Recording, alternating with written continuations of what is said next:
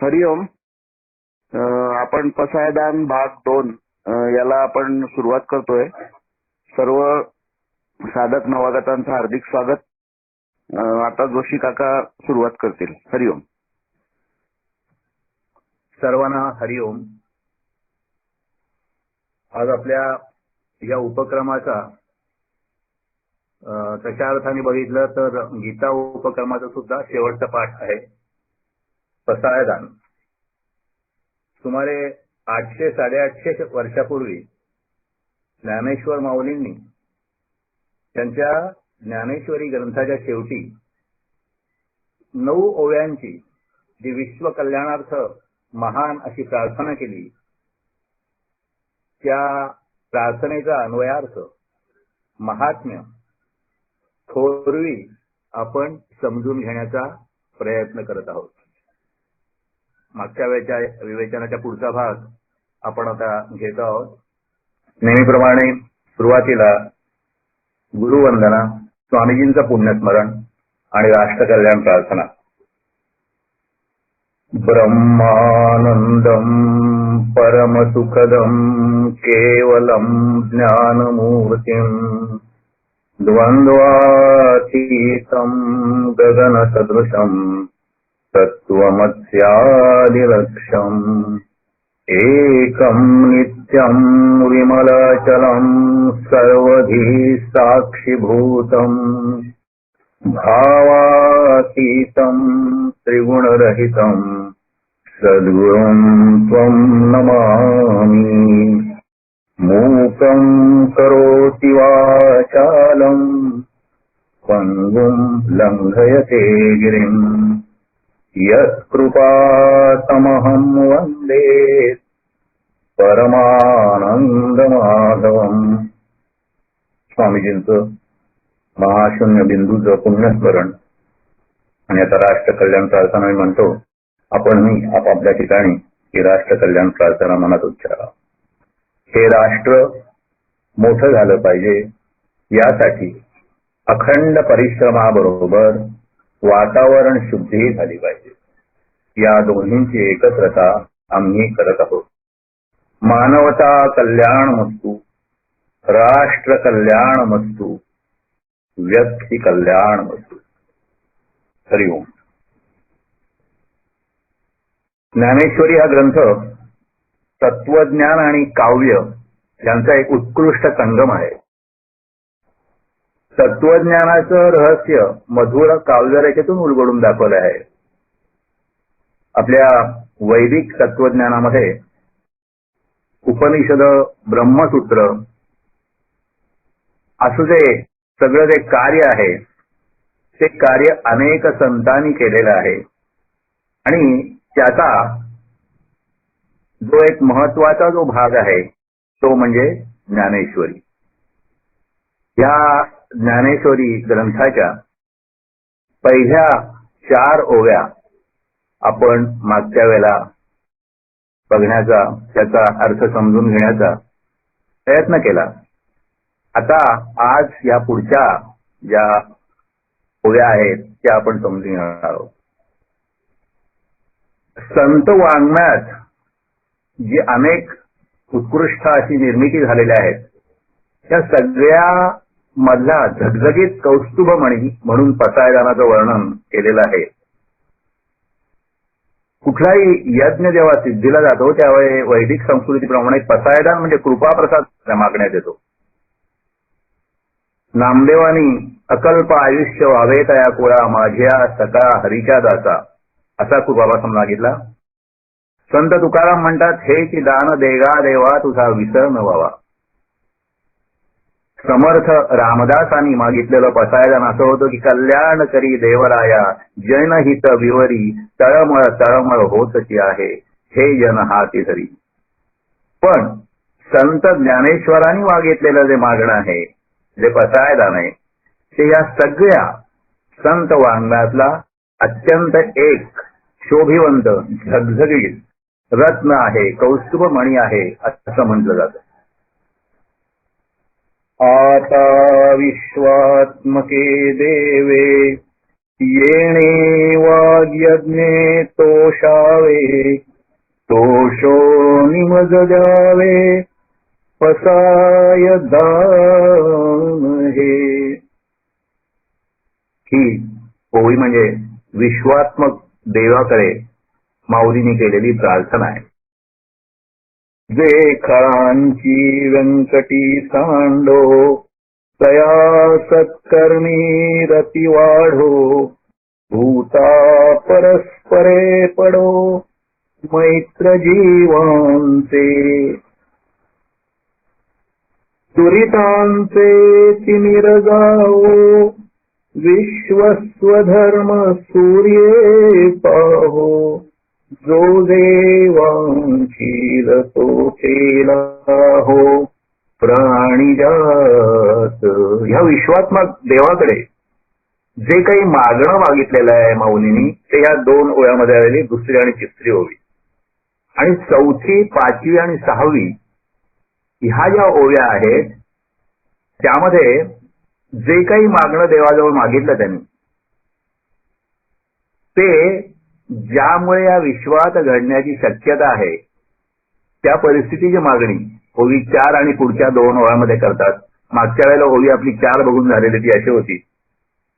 वर्षत सकळ मंगळी, ईश्वर निष्ठांची मांदियाळी, अनवरत भूमंडळी, भेट तू भूता. आणि आता ह्याच्या पुढच्या ओव्या आणि त्याचा अन्वयार्थ बघण्याचा आपण प्रयत्न करणार आहोत. चला कल्पतरूंचे आरव, चेतना चिंतामणीचे गाव, बोल दे जे अर्णव पीयूषाचे. कालच्या कल्पवृक्षांचं उद्यान, सचेतन चेतना असलेल्या चिंतामणी दत्तांचं गाव, जे अमृताचे बोलके सागर आहेत, जे चंद्र आहेत पण निष्कलंक असे चंद्र आहेत, ते तापरहित सूर्य आहेत, ते सज्जन सर्वांना प्रिय होत, असा या ओवीचा सरळ अर्थ किंवा वाक्यार्थ किंवा शब्दार्थ आहे. त्यातल्या एक एक शब्दाचा अर्थ किंवा एक एक कल्पनेचा अर्थ आपण समजून घ्यायचा प्रयत्न करू. चला कल्पतरूंचे आरव. मागल्या ओळीमध्ये ईश्वरनिष्ठ सज्जनांकडून ज्ञानदेवानी काही अपेक्षा व्यक्त केली. आता ह्या ओळीमध्ये अशा सज्जनांना जे भेटतील त्या लोकांकडून काय अपेक्षा आहेत ते सांगतात. सूर्य उगवला, पृथ्वीवरला अंधार गेला, पण आपण मात्र पांघरून घेऊन आणि तोंड फिरून पडून राहिलो तर सूर्य उगवून सुद्धा आपल्याला काय लाभ. म्हणून 5 आणि 6 या 2 ओव्यामध्ये ज्ञानदेवानी सज्जनांचं महत्व पण सांगितलेलं आहे आणि मानव हिताच्या दृष्टीने ते सगळ्यांना सोयरे वाटावेत, आपले वाटावेत. ते जे सांगतील ते आपल्या हिताकरता सांगतील असा विश्वास वाटावा, अशी प्रार्थना विश्वात्मक देवाजवळ केलेली आहे. आता ह्या ज्या उपमा आहेत किंवा रूपक आहेत त्याबद्दल आपण थोडंसं बघून घेऊया. या ओव्यामध्ये सज्जन जे आहे त्याला उपमेय म्हणतात आणि कल्पतरू, चिंतामणी, समुद्र, चंद्र, सूर्य ही सगळी जी गोष्ट आहे त्याला उपमान असं म्हणतात. उपमेय आणि उपमान यांच्यामध्ये एखाद्या सारखेपणामुळे जेव्हा काही भेद नाही असं दाखवलं जातं तेव्हा जो भाषिक अलंकार होतो त्याला मराठी भाषेच्या व्याकरणामध्ये रूपक अलंकार असं म्हणतात. आणि त्याचं न्यून रूपक, समरूपक आणि अधिक रूपक असे 3 प्रकार होतात. ज्ञानदेवानी या ठिकाणी अधिक रूपक ह्याचा उपयोग केलेला आहे. म्हणजे त्यांचं म्हणणं असं आहे की संत हे कल्पतरूच आहेत असं जर का म्हटलं तर ते साधं किंवा समरूपक होईल, पण संत हे चालते कल्पतरू आहेत असं म्हणणं म्हणजे उपमानापेक्षा उपमेय हे गुणांनी अधिक आहे हे सांगणं आहे. कारण कल्पतरू चालत नाही, पण संत मात्र कल्पतरू असून चालतात. संतांमध्ये हा गुण अधिक झाला म्हणून हे जे रूपक आहे ते अधिक रूपक ह्या प्रकारातलं आहे. कारण ही आपल्याला रूपक अशी आता अनेक ह्या 2 ओळ्यातून समजून घ्यायचे म्हणून हा आपण थोडासा रूपकाचा भाग समजून घेतला. माणसामध्ये अनेक इच्छा असतात, प्रचंड इच्छा असतात आपल्याला आणि त्यासारख्या बदलत असतात. पण त्याचे साधारणतः 2 प्रकार जर का केले तर ते असं म्हणतात की सामान्य इच्छा आणि असाधारण किंवा विशेष इच्छा. सामान्य ज्या इच्छा असतात त्या जीवाच्या प्रारब्धानी आणि जीवनात केलेल्या प्रयत्नांनी पुऱ्या होतात. पण ज्या विशेष किंवा असाधारण इच्छा असतात त्या सहजासहजी पूर्ण होणं कठीण असतं आणि त्याच्यासाठी काहीतरी साधन, मोठं साधन उपलब्ध झालं पाहिजे. आणि त्यासाठी आपल्याकडे पुराणामध्ये किंवा संत वाङ्मयामध्ये कामधेनू, कल्पतरू, चिंतामणी अशी उदाहरणं दिली जातात. या सगळ्या अलौकिक वस्तू आहेत त्या आणि माणसाला सहज प्राप्त होत नाहीत. तर कल्पतरू म्हणजे काय? कल्पतरू म्हणजे सर्वसाधारण वृक्ष जे असतात ते एकाच प्रकारची फळं देतात. पण कल्पतरू जे असतात, असे जे वृक्ष असतात ते मात्र मागितलेलं फळ तो केव्हाही देतो. थोडक्यात कल्पतरू म्हणजे आपली कुठलीही इच्छा पूर्ण करणारा जो करणारं झाड आहे.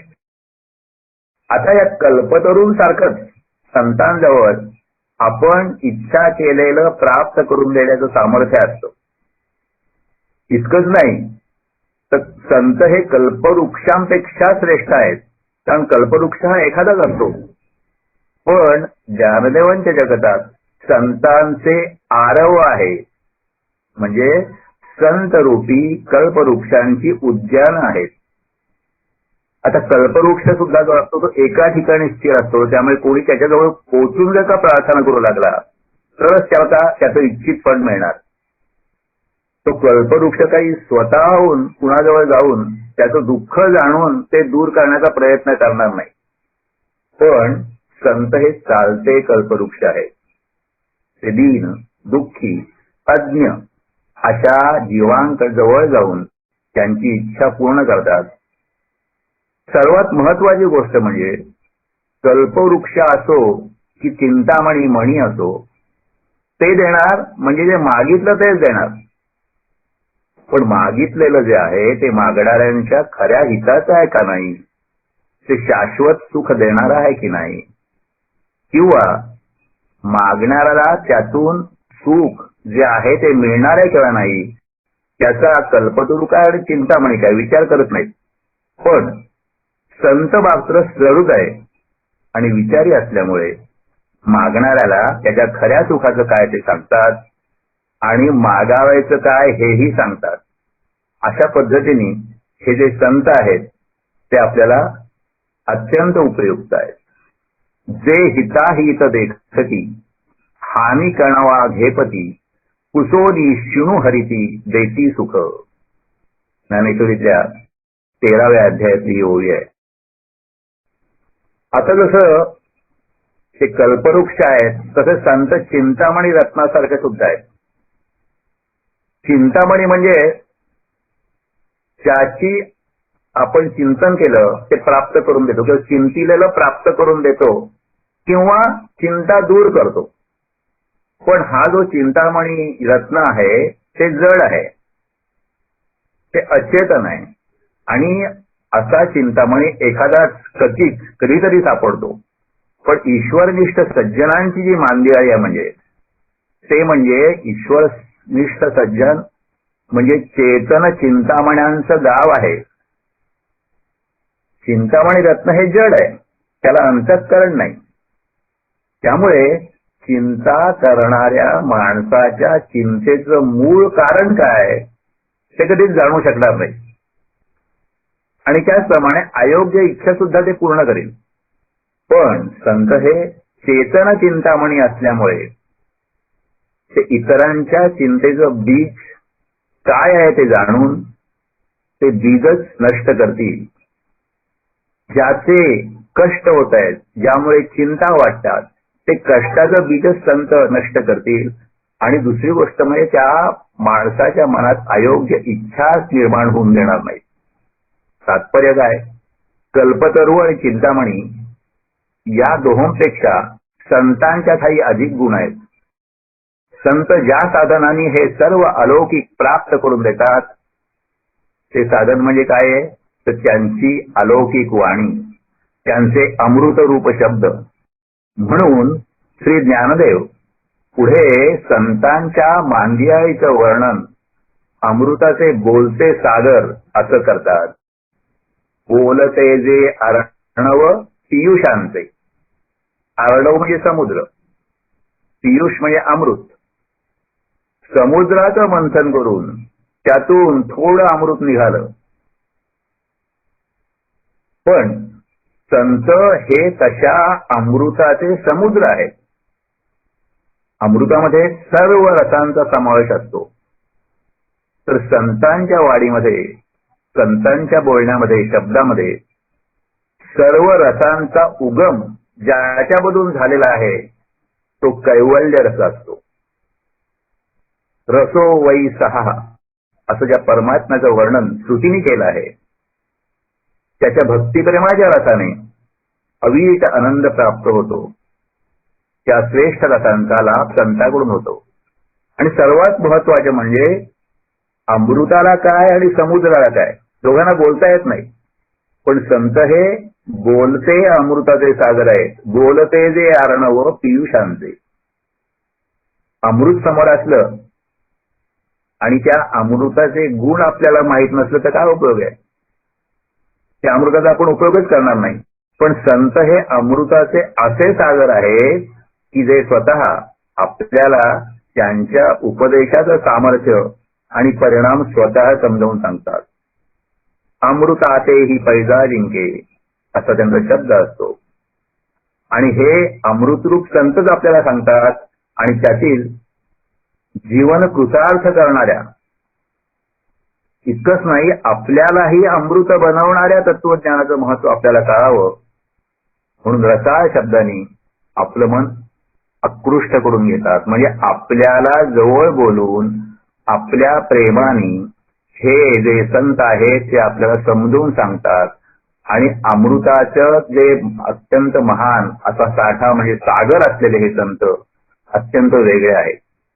तरी अवधान एक वेळ दिजे मग सर्व सुखाची प्राप्त होईजे हे प्रतिज्ञोत्तर माझे उघड आहे का. बघा, हे जे ज्ञानेश्वरांचं आवाहन आहे आपल्याला की आमच्याकडे लक्ष द्या आणि मग सगळी सुख प्राप्त करून घ्या. आणि हे माझं प्रतिज्ञोत्तर आहे. ज्ञानेश्वरीच्या 9व्या अध्यायातल्या पहिल्या ओळीत आपल्याला ज्ञानेश्वर सांगतात. अशा पद्धतीने पुढच्या ओळीकडे आपण जाऊ. आपण संत महत्व लक्षात घेतोय आणि संतांचं श्रेष्ठत्व जे आहे ते लक्षात घेतोय. चंद्रमे जे अलांछन मार्तंड जे तापहीन ते सर्वाही सदा सज्जन सोय रे हो तू. 6वी ओळी. कल्पतरू आणि चिंतामणी हे आपल्या मनातल्या इच्छा कामना पूर्ण करतील. आणि अमृत जे आहे ते मृत्यूचं भय घालवेल. पण हे सगळं आपल्या मनाला शांती प्राप्त करून देतील असं नाही. शीतलता आणि शांती देणाऱ्या चंद्रासारखे संत आहेत असं ज्ञानदेव म्हणतात. पण ते कसं म्हणतात, चंद्रमेजे अलांछन. तो जो शांती मिळवून देणारा आकाशातला चंद्र आहे ते चंद्राला डाग आहेत, त्याला लांछन आहे. पण आमचे संत मात्र अलांछन चंद्र आहेत. ज्ञानेश्वर म्हणतात, चंद्रांच्या शीतल प्रकाशाची गोडी ही राजाला आणि रंकाला जशी सारखीच प्राप्त होते त्याप्रमाणे सर्व भूतमात्रांबाबत संतांची समता असते. माधुर्ये चंद्रिका सरिसी राया रंका तैसा तो सकळिका भूतान समूह. ज्ञानेश्वरी 12व्या अध्यायातली ओळी आहे. चंद्र जो आहे तो आपल्याला शांतता देतो, तो ताप दूर करतो, आपलं मन शांत करतो. त्याप्रमाणे साधूची संगती ही ताप दूर करणारी आहे. एक सुभाषितकार असं म्हणतात, चंदनम शीतलम लोके चंदनादपि च चंद्रमा चंद्र चंदनयोर मध्ये शीतला साधू संगती. म्हणजे ह्या चंद्राची शीतलता आहे त्यापेक्षा साधूंच्या जवळ असल्या साधूंच्या संगतीची जी शीतलता आहे ती अधिक महत्वाची आहे. चंद्राच्या शीतल चांदण्यामुळे कदाचित स्थूल शरीराचा ताप शांत होईल, पण मानसिक किंवा आध्यात्मिक जो ताप आहे तो शांत होणार नाही. पण संत संगती मात्र त्रिविध ताप दूर करतो. चंद्राच्या उदयामुळे चंद्र विकासी जी कुमुद कमळं आहेत ती विकसित पावतात. पण सद्गुरूंच्या उपदेशामुळे अविद्येच्या अंधारात अज्ञानाच्या अंधारात मिटलेल्या जीवरूपी कमळाच्या ज्या ज्ञानवृत्तीच्या पाकळ्या मिटलेल्या असतात त्या उमलतात. बघा किती प्रत्येक शब्दामध्ये अर्थ आहे आणि त्या अर्थाची खोली आहे. पौर्णिमेचा चंद्र हा जसा सर्व कालाने म्हणजे सर्वांगाने पूर्ण असतो, तसे साधू पुरुष हे कायम तृप्त असल्यामुळे नित्य तृप्त असल्यामुळे परिपूर्ण असतात. त्यांना तुमच्याकडून कुठल्याही अपेक्षा नसतात. दुसरी म्हणजे चंद्राच्या ज्या कला आहेत, चंद्राचा जो आकार आहे तो अधिक उणे होतो, कधी तो छोटा होईल कधी मोठा होईल आणि फक्त पौर्णिमेलाच पूर्ण असतो. पण संत मात्र सदाच पूर्ण असतात. तसा चंद्र हा रात्री सूर्याकडून आपला प्रकाश घेतो आणि दिवसभर मात्र सूर्यासमोर निस्तेज असतो. तसंच संत जे आहेत ते परप्रकाशित नाहीत, ते स्वयंप्रकाशी आहेत. आत्मप्रकाशाने उजळून निघालेले ते संत आहेत. म्हणून संत जे आहेत ते निर्दोष परिपूर्ण आणि आत्मज्ञानी आहेत. म्हणून ती ज्ञानदेव त्यांना चंद्रमेजे अलांछन असं म्हणतात. तर मार्कंड जे तापहीन संत, मार्कंड म्हणजे सूर्य. संत हे सूर्याप्रमाणे अज्ञानाचा अंधकार नष्ट करण्यास सामर्थ्याखाली आहेतच, पण सर्व सामर्थ्यामध्ये इतरांना तापदायक होण्याचा एक दुर्गुण निर्माण होत असतो. जो खूप सामर्थ्यवान असतो तो बऱ्याच वेळा तापदायक असतो. जसं उष्ण काळामध्ये दुपारी आता आपण हल्ली अनुभवतोय मध्यान्हीचा सूर्य प्रचंड तापदायक असतो, पण हा जो कमीपणा आहे, हा जो दोष आहे तो संतांमध्ये नसतो. म्हणून ते तापहीन मार्तंड आहेत, तापहीन सूर्य आहेत. इतरांची दुःख दूर करण्यात कनवाळू आहेत. स्वतःच्या ज्ञानाने स्वतःच्या आचरणाने शुद्ध निर्मल असणारे, इतरांचे जीवन उज्ज्वलित करण्याचे सामर्थ्य असणारे, पण इतरांना कधीही तापदायक न होणारे असे हे जे सुजाण संत आहेत ते सर्वांना सोयरे वाटोत, म्हणजे अत्यंत जवळचे होत किंवा वाटोत अशी ही प्रार्थना आहे. ते सर्वाही सदा सज्जन सोयरे हो तू. ईश्वर निष्ठेचा अविचल पाया ज्यांच्या जीवनाला लाभला आहे असा श्री ज्ञानदेवांचा सज्जन आहे. ज्ञानदेवांनी इथे जो योजलेला सज्जन शब्द आहे, सज्जन म्हणजे सत आणि जन, याच्यामध्ये सत जो आहे ते सत पद म्हणजे परमात्म्याचं स्वरूप लक्षण आहे. अशा सत स्वरूप परब्रह्माशी ज्यांचा तादात्म्य संबंध आहे तेच मुख्य अर्थाने सज्जन असे आहेत. आणि असे जे सज्जन आहेत, असे जे संत आहेत ज्यांचा परमात्म्याशी संबंध जोडलेला आहे, ते परमात्म स्वरूप झालेले आहेत, असे सज्जन सर्वांना सोयरे वाटले पाहिजेत. म्हणजे कसे वाटले पाहिजे तर प्रिय वाटले पाहिजेत. बघा बरेच लोक काही लौकिक प्राप्तीसाठी संतांना शरण जातात. म्हणजे काहीतरी हवं असतं म्हणून संसारिक प्राप्ती काहीतरी हवी असते किंवा भौतिक प्राप्ती हवी असते, लौकिक प्राप्ती हवी असते. पण लौकिक विषयांचा लाभ हे खरं म्हणजे सत्संगतीचं प्रयोजन नाही, योग्य प्रयोजन नाही किंवा खरं प्रयोजन नाही. लौकिक फळाच्या प्राप्तीसाठी जेव्हा संतांचा आश्रय केला जातो तेव्हा तो गरज म्हणून असतो आणि आवड म्हणून नसतो. तिथे संतप्रिय नसतात, तर आपली जी मागणी आहे किंवा इच्छा आहे किंवा जे आपले विषय आहेत ते प्रिय असतात. आणि संत हे केवळ साधन मानले जातात. पण ज्ञानदेव म्हणतात की संत हे सोयरे म्हणजे प्रिय वाटले पाहिजेत. आता सोयर किंवा सोयरे म्हणजे नातेवाईक किंवा ज्ञाती बांधव असा जो आपल्याला अर्थ वाटतो तो इथे अभिप्रेत नाहीये. तर ज्ञानेश्वरीमध्ये सोयरा हा जो शब्द आहे किंवा पाहुणा हा जो शब्द आहे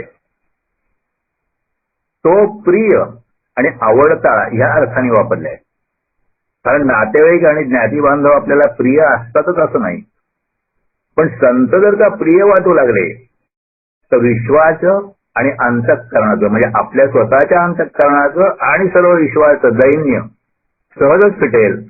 आणि म्हणून ज्ञानदेव प्रार्थना करतात की एवढे सत्य गुणी आणि प्रचंड त्यांच्याकडे शक्ती असलेले जे आपल्याला सर्व आपलं चांगलं करू शकतात असे जे संत सज्जन आहेत ते सगळ्यांना प्रिय होत. पुढची ओळी. किंबहुना सर्व सुखी पूर्ण होऊनी तिही लोकी भजिजो आदि पुरुषी अखंडित. आणखीन काय, अधिक काय, सर्व सुखांनी पूर्ण होऊन त्या लोकांनी किंवा तिन्ही लोकांनी सर्व लोकांनी आदिपुरुष परमात्म्याच्या ठायी अखंड भक्ती ठेवावी. ह्या ओळीपासून पसायदानाच्या त्यांच्या अद्वितीय मागणीचा उपसंहार या ओळीपासून ज्ञानदेव करतायत. तर किंबहुना, किंबहुनाचा काय अर्थ आहे ते म्हणतात हो सगळं झालं सांगून, पण मागणं हे कधीच संपत नसतं. कारण जीवनाचं स्वरूप जसं बदलत जाईल, लहानपणच्या वागण्या वेगळ्या, तरुणपणच्या वेगळ्या, प्रौढपणाच्या, वृद्धपणाच्या आणि जीवनाचं स्वरूप वेगळ्या वेगळ्या स्वरूपात जसं कसं जीवन असेल तसं माणसाच्या अपेक्षांचं आणि मागण्यांचं स्वरूप सारखं बदलतं आणि बदलत राहणार. पण संतांची किंवा ज्ञात्याची दृष्टी ही त्या मागण्याकडे नसते, तर त्या मागण्या मागच्या मूलभूत तत्वाकडे असते. त्यामुळे ह्या प्रसायदानात ज्ञानदेव असं मागणं मागतात किंवा आपण इतर संतांची सुद्धा मागणी बघितली ते अशी मागणी मागतात की त्या सगळ्या मागण्यांचा मूळ जो हेतू आहे तो हेतू आपल्या हाती येतो आणि मग त्यामुळे मागणं संपून जातं. आणि म्हणून ज्ञानदेव या ओळीमध्ये म्हणतात अधिक काय मागायचं, किंबहुना सर्व मागण्यांचं जे सार आहे ते तुम्ही आम्हाला द्या म्हणजे झालं, ते सर्व लोकांना द्या म्हणजे झालं.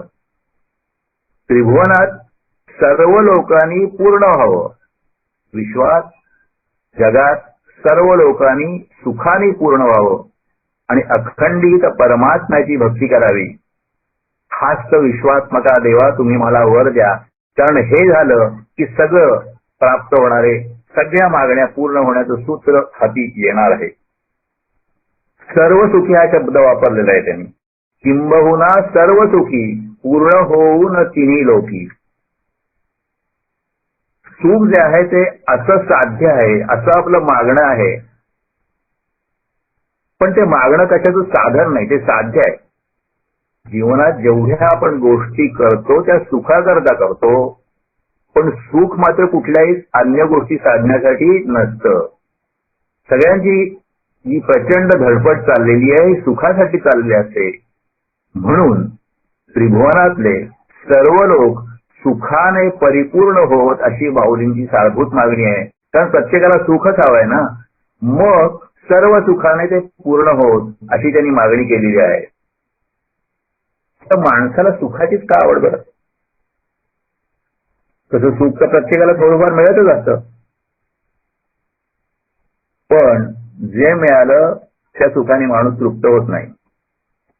सुख जरूर मिळतं पण समाधान नसतं आणि परत त्या प्रत्येक सुखाला चिकटून एक प्रकारचं दुःखही येतच, थोडं उशिरा येतं पण येतच आणि ते तर माणसाला नको असतं.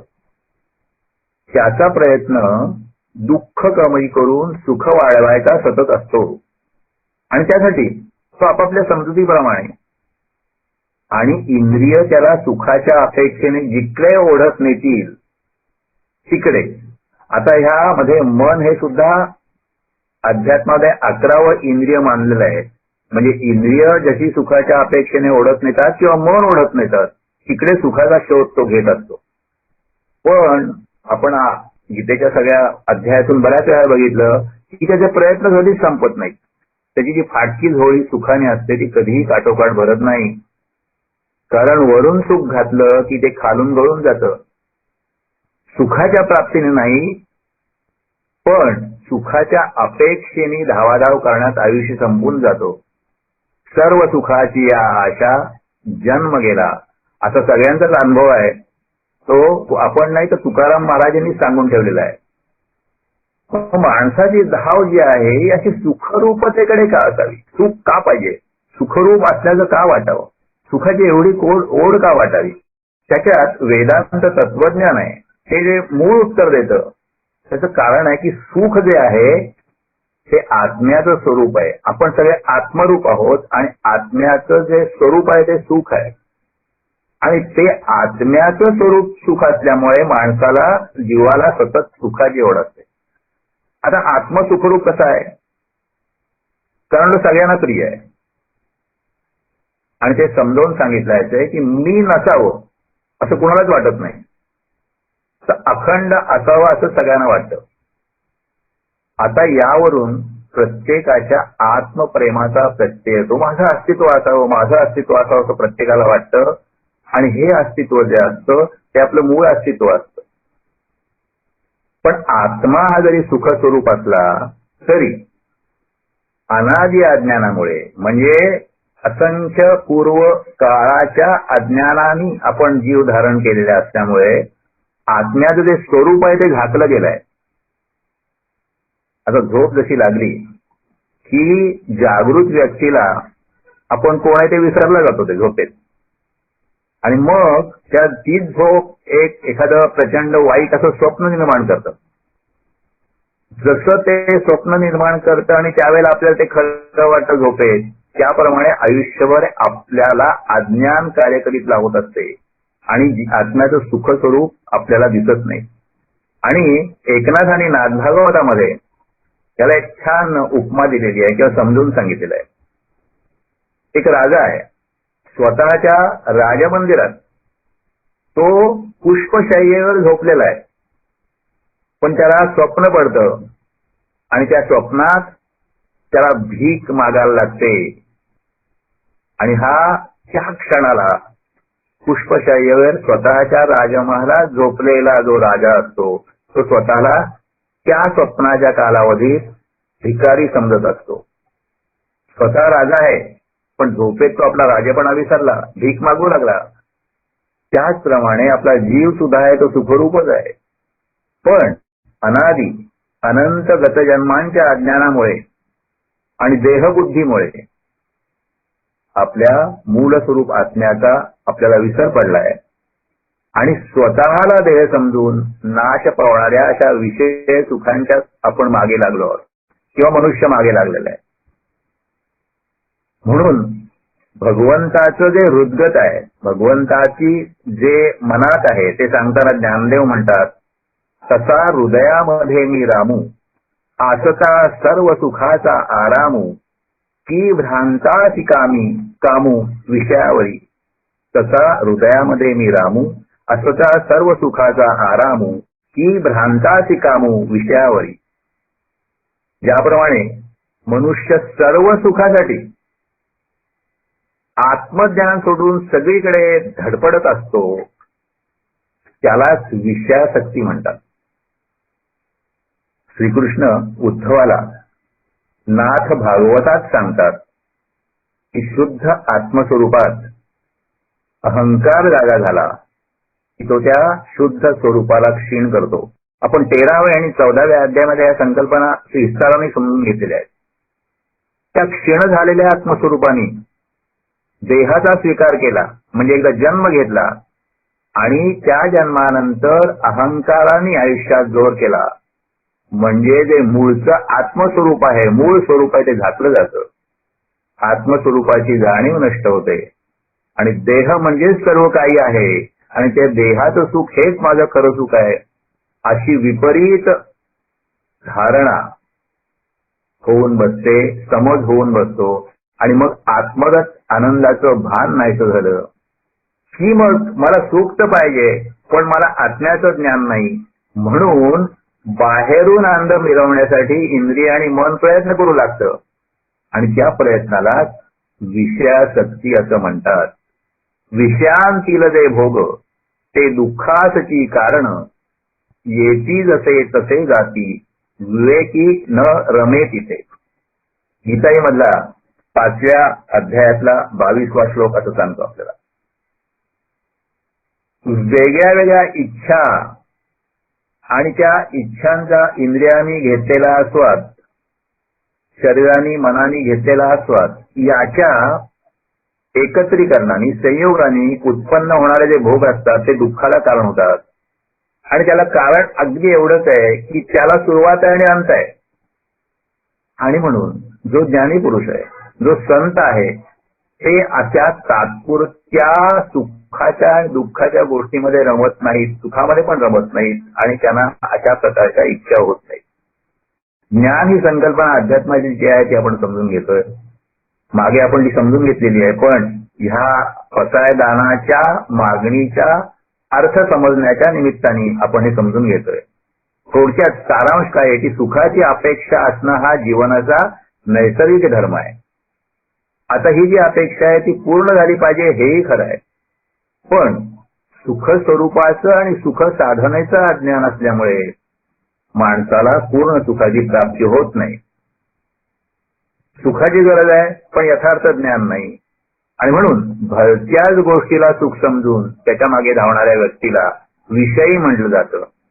सुखाची गरज आहे, त्याचं यथार्थ ज्ञानही आहे, पण ते परोक्ष आहे, म्हणजे आपण आता जसं घेतोय तसं शब्दांनी आपल्याला समजतं या क्षणाला, पण त्याच्या अपरोक्ष अस्तित्वासाठी म्हणजे प्रत्यक्ष अनुभवासाठी जो प्रयत्न करणारा असतो, आपण विषयी गुणाला म्हटलं की तो त्या सगळ्या जीवनातल्या सुखदुःखात रमलेला आहे, तो विषयी आहे. त्याला खऱ्या सुखाची ज्ञान आहे पण ते प्रत्यक्ष, आणि हे प्रत्यक्ष अनुभवासाठी तो प्रयत्न करतो, त्याला मुमुक्ष म्हटलं जातं. मुमुक्ष जेव्हा प्रयत्नाला लागतो त्याला साधक म्हटलं जातं आणि साधक जेव्हा पूर्णत्वास पोहोचतो त्याला सिद्ध म्हटलं जातं. आणि म्हणजे आपण विषयी म्हणजे काय, मुमुक्षु किंवा साधक म्हणजे काय ते बघितलं, आणि ज्याला सुखाचा प्रत्यक्ष अनुभव आहे आणि तो अनुभव अन्य साधकांना देण्याचं सामर्थ्य आहे, त्यांना संत असं म्हणतात. ज्ञानेश्वर माऊलींपासून आपण आपल्याला भेटलेल्या स्वामी विद्यानंदापर्यंत हे सगळे संत आहेत, पण ह्या 3 विषयी, मुमुक्षु आणि संत यामध्ये आपण कुठे येतो, आपण कुठल्या वर्गात येतो ही गोष्ट विचार करण्यासारखी आहे. विषयामध्ये हे जे अल्प क्षणजीवी अनित्य आणि सर्वदा अपूर्ण वाढत राहणाऱ्या सुखाने माणसाला तृप्तीचा आनंद मिळणं शक्य नाही हे जाणून ज्ञानदेवानी इथे केवळ सुखाचा शब्द न व्यवस्था सर्व सुख असं म्हणालेलं आहे. किंबहुना सर्व सुखी. आता विषयांपासून जर सर्व सुख नाही तर मग ज्ञानदेव सर्व सुखाने त्रिभुवनातील लोक सुखी व्हावेत असे म्हणतात तर कुठल्या अर्थाने म्हणतात? तर ज्ञानदेवांना अपेक्षित असलेलं सर्व सुख आहे, हे जो सर्व आहे त्याच्यापासून मिळणार आहे. सर्व, सर्व या शब्दावर अंडरलाईन किंवा कोटेशन, सर्व आहे त्याच्यापासून मिळणार, आणि हा सर्व म्हणजे परमात्मा आहे. सर्व हा शब्दच मुळी परमात्मवाचक आहे. आणि विष्णू सहस्रनामामध्ये सर्व हा शर्व हा शिव हा स्थाणू अशी भगवंताची नावं सांगितलेली आहेत. म्हणजे सर्व सुखी मधला सर्व जो आहे तो परमेश्वर ह्या अर्थाने ज्ञानेश्वरांना अपेक्षित आहे. ज्ञानेश्वरांनी परमात्मा सर्वाकार कसा आहे हे ज्ञानेश्वरामध्ये उदाहरण देऊन सांगितलेलं आहे. जैसी भांडकट चरावी सदाकारे असे पृथ्वी, तैसे सर्व होऊन या सर्वी असे जे वस्तू. 13व्या अध्यायातला हा ओवी आहे. सर्व व्यापक, सर्वात्मक असं त्यांनी परमात्म्याला म्हटलेलं आहे. आणि अशा रीतीने सर्व सुखाचा अविनाशी अखंड अमृताचा धरा हा आपल्या जवळ आहे हे प्रत्येकाला कळावं. आणि मग म्हणे सर्वत्र सच्चिदानंदू मीची एक स्वतः सिद्धू आपणे नसी भेदू नेणोनी जाणे, अशा आनंदाचा अनुभव सर्वांना प्राप्त व्हावा. 15व्या अध्यायातला हा भाग आहे. आणि माणसाच्या जीवनात अपूर्णता नष्ट व्हावी अशी ज्ञानदेवांची प्रार्थना आहे. किंबहुना सर्व सुखी, ह्याचा हा अर्थ असा आहे. आता पूर्ण होऊन तिही लोकी, सुख हे संसाराचं आणि परमार्थाचं अंतिम साध्य असतं. पण संसारात ते अपूर्ण राहतं. पण तोच संसार जर परमार्थ रूप झाला म्हणजे जीवनाचं, आणि जीवन जगणाऱ्याचं खरं स्वरूप जाणून घेण्याचा प्रयत्न करून केला, मग त्या सुखामध्ये अतृप्तता आणि अपूर्णता हळूहळू नाहीशी होते. आणि मग प्रयत्नाच्या अंती सुखाची आणि तृप्तीची ढेकर येते. जो निजानंदे घाला परिमाणू आयुष्याला आला, पूर्णते जाहला वल्लभ जो. जो निजानंदे घाला परिणामू आयुष्या आला, पूर्णते जाहला वल्लभ जो. असं त्या पूर्णतेचं वर्णन ज्ञानदेवांनी 12व्या अध्यायातल्या 171व्या ओळीत केलेलं आहे. भाग गेला क्षीण गेला अवघा झाला आनंद, असं त्या पूर्ण स्थितीचं वर्णन श्री तुकाराम महाराजांनी स्वतःच्या अनुभवाने वर्णन करून ठेवलेलं आहे. आणि म्हणून सर्वांनी सुखाने असं पूर्ण व्हावं अशी विश्वात्मक देवाकडे माऊलींनी मागणी केलेली आहे. भजिजो आदि पुरुषी अखंडित. ज्ञानेश्वर महाराज म्हणतात की त्रिभुवनानी सर्व सुखाने पूर्ण व्हावं आणि आदिपुरुषी म्हणजे आदिपुरुष परमात्म्याला अखंड भजावं, त्याचं भजन करावं. आता वास्तविक सर्व सुखाने जीवन पूर्ण झाला असता कृतकृत्यता प्राप्त होते. एकदा ती कृतकृत्यता प्राप्त झाली, कुठल्याही इच्छेने कर्म होऊ शकत नाही. मग तिथे भजन तरी कसं होणार? भजिजो आदिपुरुषी म्हणतात, ते भजन तरी कसं होणार? पण अशा ज्ञानमय आनंदमय अवस्थेत भजन होतं असं ज्ञानेश्वर महाराजांचा आग्रहाचं सांगणं आहे. पण हे भजन म्हणजे भक्ती जी आहे ती अशी वेगळी आहे की ती शब्दांनी बोलून दाखवता येणार नाही.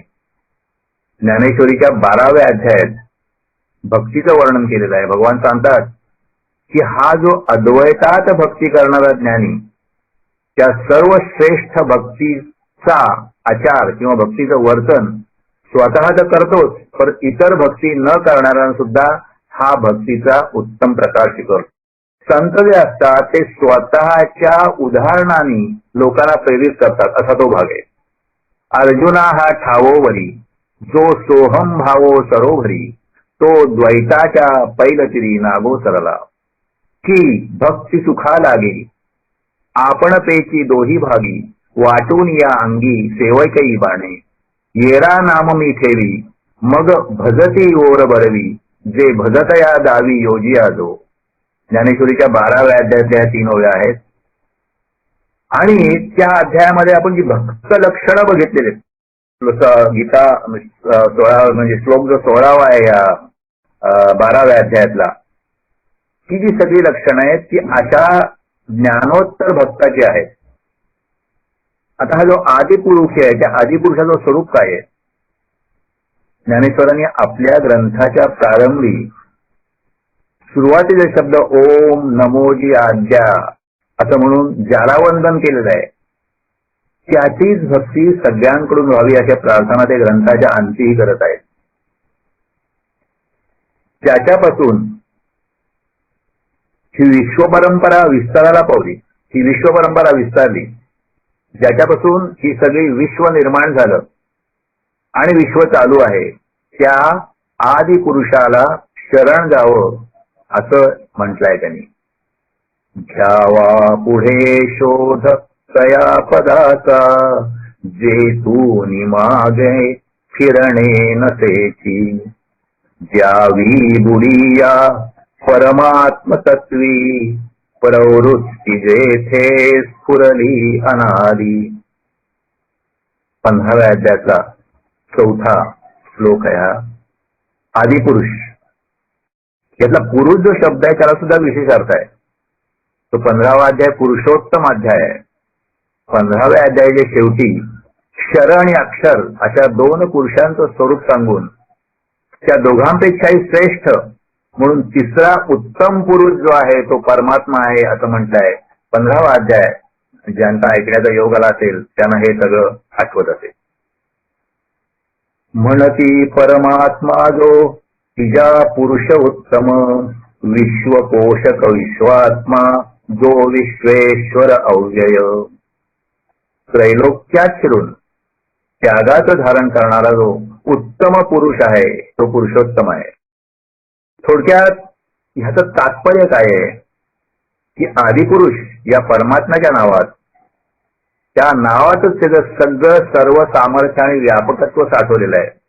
अशा व्यापक परमात्म्याला जाणून घेऊन समजून घेऊन सर्वांनी त्याची भक्ती करावी. अशा भक्तीने माणसाची अंतःकरण भरून गेली तर ही व्यक्ती स्वानंद साम्राज्याची चक्रवर्ती होईलच. पण समाजात ज्ञानदेवांना अपेक्षित असलेले सगळे चांगले बदल स्थिरवतील. म्हणजे ज्ञानदेवांना व्यक्तीचं सर्व सुख तर हवाय पण त्याच्याबरोबर त्या व्यक्तीने समाजासाठी काम करून समाजात सुद्धा अपेक्षित असलेले सगळे बदल आणून करण्यासाठी किंवा स्थिरवण्यासाठी प्रयत्न करणं हेही अपेक्षित आहे. सामंजस्याच्या सौहार्दाच्या मांगल्याने भरलेला आणि शुद्ध आनंदाची प्राप्ती करून देणाऱ्या सामाजिक जीवनाला अशा प्रकारची भक्ती योग्य अधिष्ठान होऊन देईल. म्हणून ज्ञानदेवांची ही सर्व मागणी आहे. म्हणजे समाजकार्य करायला पाहिजे, सत्कार्य करायला पाहिजे, इतरांसाठी कार्य करायला पाहिजे, पण त्याला जी बैठक आहे ती भक्तीची हवी, नम्रतेची हवी. आणि ग्रंथोपजीविये विशेषी लोकीये दृष्टादृष्ट विजय होवावे जी. आणि देवा विशेषतः या ग्रंथाला अनुसरून जीवन व्यतीत करणारे जे लोक आहेत त्यांनी दृष्ट आणि अदृष्ट विषयात विजयी व्हावे. आणि ग्रंथोपजीवे विशेषी लोकीये दृष्टादृष्ट विजय होवाविजी. त्याचा अर्थ हा आहे की देवा विशेषतः या ग्रंथाला अनुसरून जीवन व्यतीत करणारे लोक म्हणजे या ग्रंथात जे सांगितलं आहे त्याप्रमाणे जीवनात प्रयत्न करणारे लोक त्यांनी दृष्ट आणि अदृष्ट अशा सगळ्या विषयात विजयी व्हावं. ज्या ग्रंथामध्ये सर्व सुखाचा खरा मार्ग दाखवला आहे व ज्या ग्रंथात पसायदानाची सांगितलेली लोककल्याणाची सर्व तत्व एकत्र लिहिलेली आहेत, ग्रंथित केलेली आहेत, त्या ग्रंथांना उपजीव्य आणि ग्रंथोपजीव्य. उपजीव्य म्हणजे जीवनाचा आधार लोकांनी करावा असं सुचवून तसं करणाऱ्यांसाठी ज्ञानदेवांनी शेवटी विशेष मागणं मागितलंय. लक्षात घ्या, ज्ञानदेवांचं जे मागणं आहे ते मागणं पूर्ण अर्थपूर्ण आहे आणि त्याला सगळी उत्कृष्ट बैठक आहे. दृष्टादृष्ट विजयी होणं हे जीवनाचं साध्य आहे आणि त्याच्यासाठी साधन काय आहे तर ग्रंथोपजीवी होणं हे त्याचं साधन आहे. आणि ह्या साधनाच्या माध्यमातून साध्याकडे जात असताना परमात्म्याची परत सद्गुरु रूपाने कृपा पाहिजे. आणि म्हणून आपल्या सद्गुरूंकडे ही प्रार्थना करत आहेत, पसायदानाची प्रार्थना करत आहेत. म्हणजे प्रयत्न तर करायला पाहिजे, प्रगती तर करायला पाहिजे, सगळी पद्धत पाळली पाहिजे, ग्रंथामध्ये जे जे सांगितलंय त्यासाठी प्रयत्न केला पाहिजे, परंतु त्याचा अहंकार नसावा, सद्गुरूंची कृपा पाहिजे. म्हणून ती प्रार्थनेची नम्रता आवश्यक आहे. आता ग्रंथोपजीव्य म्हटलं, मग ग्रंथ म्हणजे कुठला? इथे ह्या 9 ओळ्यामध्ये जो ग्रंथ अपेक्षित आहे तो गीता आणि गीतेच्या अनुषंगाने श्री ज्ञानदेवांनी ही मराठी केलेली ती अपेक्षित आहे. पण आता इतर ग्रंथामध्ये सुद्धा आहे, परंतु ह्या ग्रंथामध्ये ही प्रार्थना असताना ही ज्ञानेश्वरी किंवा भावार्थ दीपिका हा जो ग्रंथ आहे तो त्यांना ह्या इथे अपेक्षित आहे. पण ग्रंथ म्हणजे त्यातली केवळ अक्षर नाहीत, ग्रंथ पाठ करणं नाही, तर त्यातले जे विचार आहेत तो म्हणजे ग्रंथ आहे. मनुष्य जो आहे तो आपलं जीवन अनेक इच्छांनी अनेक प्रेरणांनी प्रेरित होऊन जगत असतो आणि त्या प्रेरणांचा चुकीचा अर्थ लावून तो त्याच्या मागे धावत सुटला म्हणजे त्याच्या जीवनाला आधारभूत अशी जी योग्य विचारांची बैठक आहे तीच राहत नाही. आता प्रत्येक माणसाला जीवन तर जगावं लागतं. एकदा जन्माला आलं की जीवन टाळता येत नाही. पण जीवन जगताना त्यातले व्यवहार जे आहेत ते करत असताना सगळा प्रपंच करत असताना व्यवहारात सुद्धा असून म्हणजे व्यवहारात सोडायचा नाही, व्यवहारात असू नये त्यापेक्षा मनाने अधिक उंचीवर उभं राहणं आणि आपण वेगळे आहोत अशा दृष्टीने केवळ साक्षी होऊन आपल्या सगळ्या व्यवहारांकडे पाहणं अशी दृष्टी जीवनाचं समग्र स्वरूप आणि त्या सगळ्या जीवनात आपलं स्थान काय कळणं हे आवश्यक असतं. आणि तात्कालिक साध्य म्हणजे जी प्रापंचिक जी आपली ध्येय असतात आपली व्यवसायाची ध्येय असतात त्या ध्येयांच्या पलीकडे असणारे जे परमसाध्य आहे जे अत्यंत महत्वाचं साध्य आहे ते म्हणजे स्वतःच्या शाश्वत आनंदमय स्वरूपाकडे आपल्याला नेण्यासाठी अशा प्रकारची दृष्टी आवश्यक असते आणि ही अशी दृष्टी निर्माण करण्याचं काम संत करत असतात. ज्ञानदेवांची आपल्या ग्रंथरचनेमागे अशी दृष्टी निर्माण करण्याचं प्रयोजन होतं आणि म्हणून त्या ग्रंथाच्या वर उपजीवी व्हावं असं ते म्हणतात. ग्रंथ या शब्दाने ज्ञानदेवांना ग्रंथातील लिहिलेले श्रेष्ठ सिद्धांत असं सूचित करायचं आहे. आणि मग ग्रंथोपजीवी कोण? नामा म्हणे ग्रंथ श्रेष्ठ ज्ञानेश्वरी एकतरी ओवी अनुभवावी.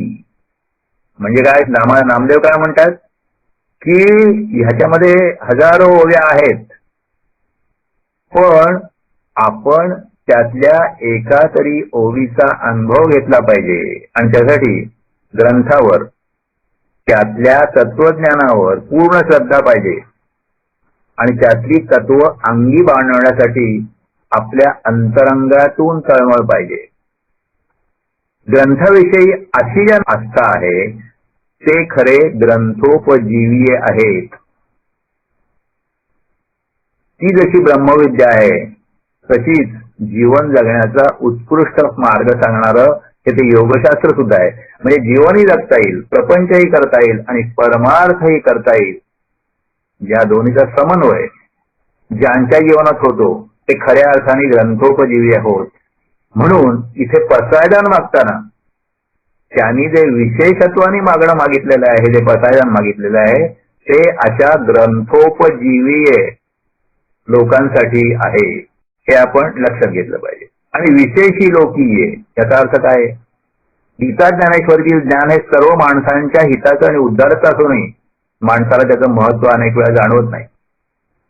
कसं आहे, धृतराष्ट्राच्या भाग्याने संजयाकडून त्याला गीता ऐकण्याची संधी प्राप्त झाली.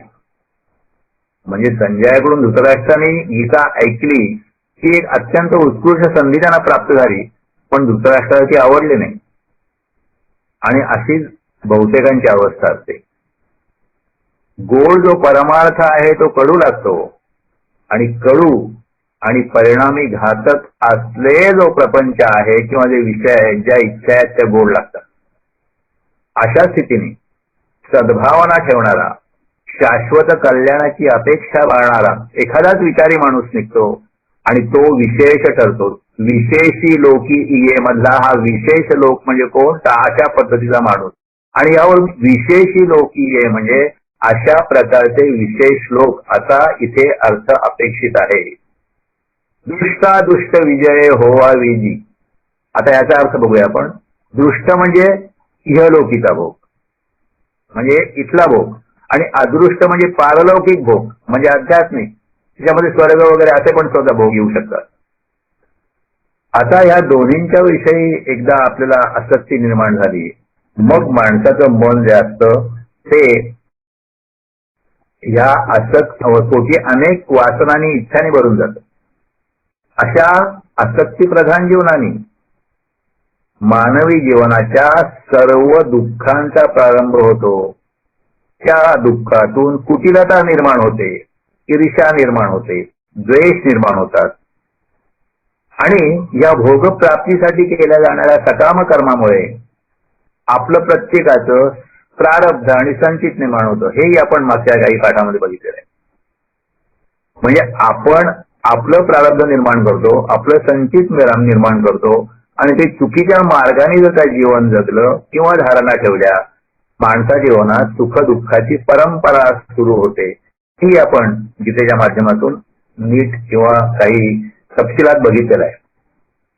आणि म्हणून इष्ट आणि अदृष्ट भोगाविषयी जी आसक्ती आहे ती माणसाने जिंकली पाहिजे. याला दृष्टादृष्ट विजय असा एक अर्थ आहे. आणि दुसरा अर्थ काय आहे की निष्काम होऊन स्वधर्माचं पालन करणाऱ्या लोकांना दृष्ट आणि अदृष्ट सर्व फळ प्राप्त होत. म्हणजे एका दृष्टीने दृष्ट अदृष्ट जे आहे त्याची आसक्ती जिंकली पाहिजे. परंतु दुसरा अर्थ असा आहे की जे निष्काम होऊन ग्रंथोपजीवी होतात, ग्रंथाचं पालन करतात, ग्रंथाप्रमाणे करतात, त्यांना बाकी सगळी फळं म्हणजे त्यांना प्रापंचिक फळं आणि पारमार्थिक फळं सगळी प्राप्त होत अशी ही प्रार्थना आहे. परमात्म्याचं सगुण रूप म्हणजे दृष्ट, म्हणजे सगुण आणि निर्गुण ही आपण भक्ती बघितलेली आहे. ते सगुण रूप आहे म्हणजे दृष्ट रूप आहे, म्हणजे दिसणारं रूप आहे. आणि निर्गुण रूप म्हणजे अदृष्ट असा पण अर्थ आहे.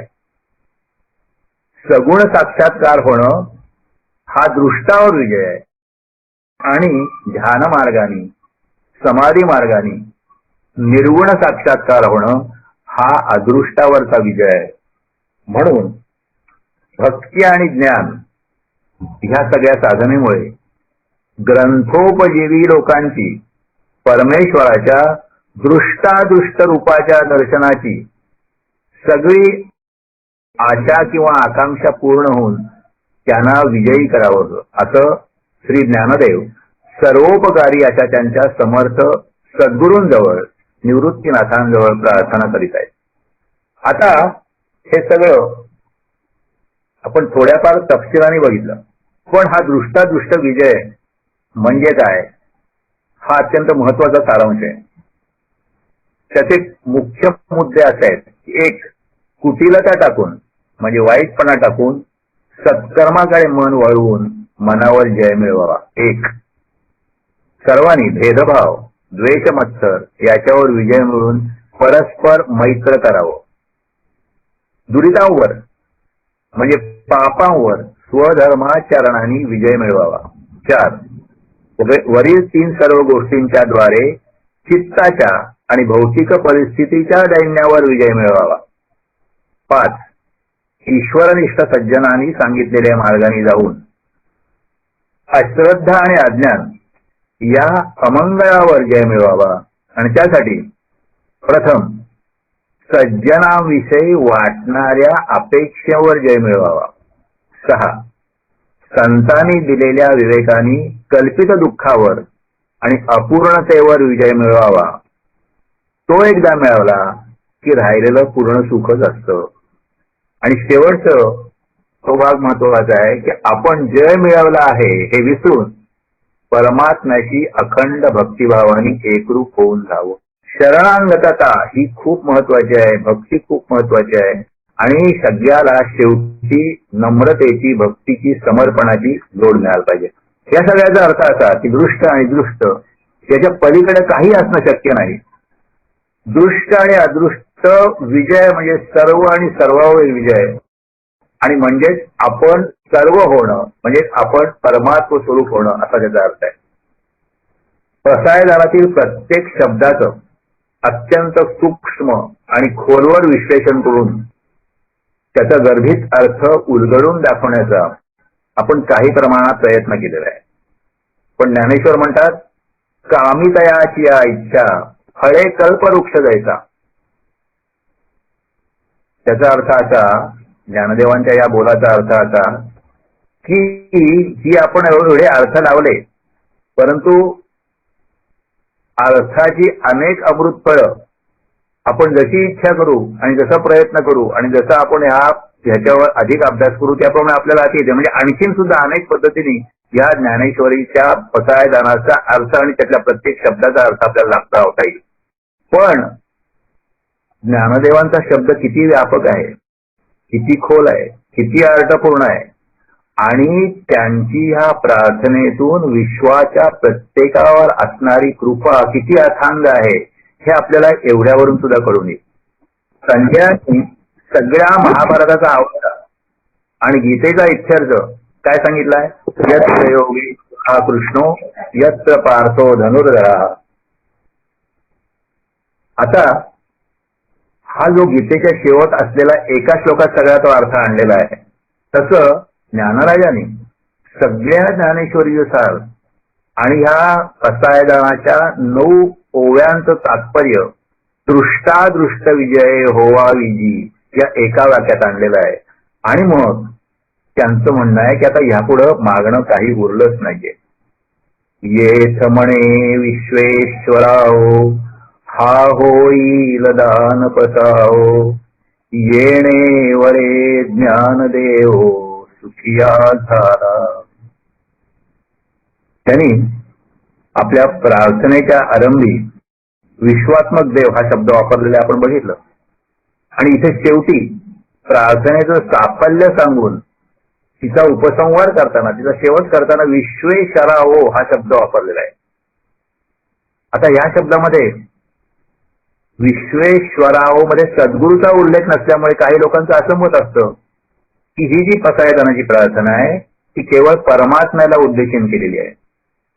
तर परमात्म्याला ते उद्देशून केलेलीच आहे, पण त्या परमात्म्याचं स्वरूप कसं आहे तर तो परमात्मा सद्गुरु रूपाने समोर बसलाय अशी पराकोटीची गुरुभक्ती अंतःकरणात बाळगणाऱ्या आणि स्वतःला वारंवार निवृत्तीदास म्हणून घेणाऱ्या ज्ञानदेवांची ही निष्ठा आहे की सद्गुरू हाच परमेश्वर आहे. परमात्मा आणि सद्गुरू ह्याच्यामध्ये परमार्थाना ते भेदच मानत नाही. वेगळा स्वतंत्र नावान उल्लेख करण्याचा त्यांच्या दृष्टीने काही कारण नाही. विश्व ईश राहो याचा अर्थ विश्वाचे नियम करणाऱ्यांचा राजा ज्याचं सर्व श्रेष्ठ सामर्थ्य आहे असा आहे. आता भगवद्गीतेच्या शब्दातच सांगायचं झालं तर साक्षी स्वामी सखा भरता निवास गती आसरा करी हरी धरी मीची अग्नी मीची अर्पण गतिर्भरता प्रभू साक्षी निवास शरणम प्रभाव प्रलयम स्थानम निधानम बीजमव्ययम. तो गती म्हणजे प्रकृतीत विश्रांती स्थान, भरता म्हणजे सगळ्यांचा पोषण करता, प्रभू म्हणजे जगाचा स्वामी, साक्षी म्हणजे सर्व गोष्टी साक्षीत्वाने पाहणारा, निवास म्हणजे सर्व विश्व ज्याच्यामध्ये राहते तो, शरण म्हणजे शरणागता शरण जाण्यास योग्य असणारा, सरुद म्हणजे सर्व भूतांचं हित ज्यात आहे तो, जगाच्या उत्पत्ती स्थिती प्रलय ह्या स्थितीला आधार असणारा, जगाचं अविनाशी कारण असणारा असा आहे आणि या सगळ्या गुणांचं एकमेव आश्रयस्थान म्हणजे सर्वेश्वरत्व.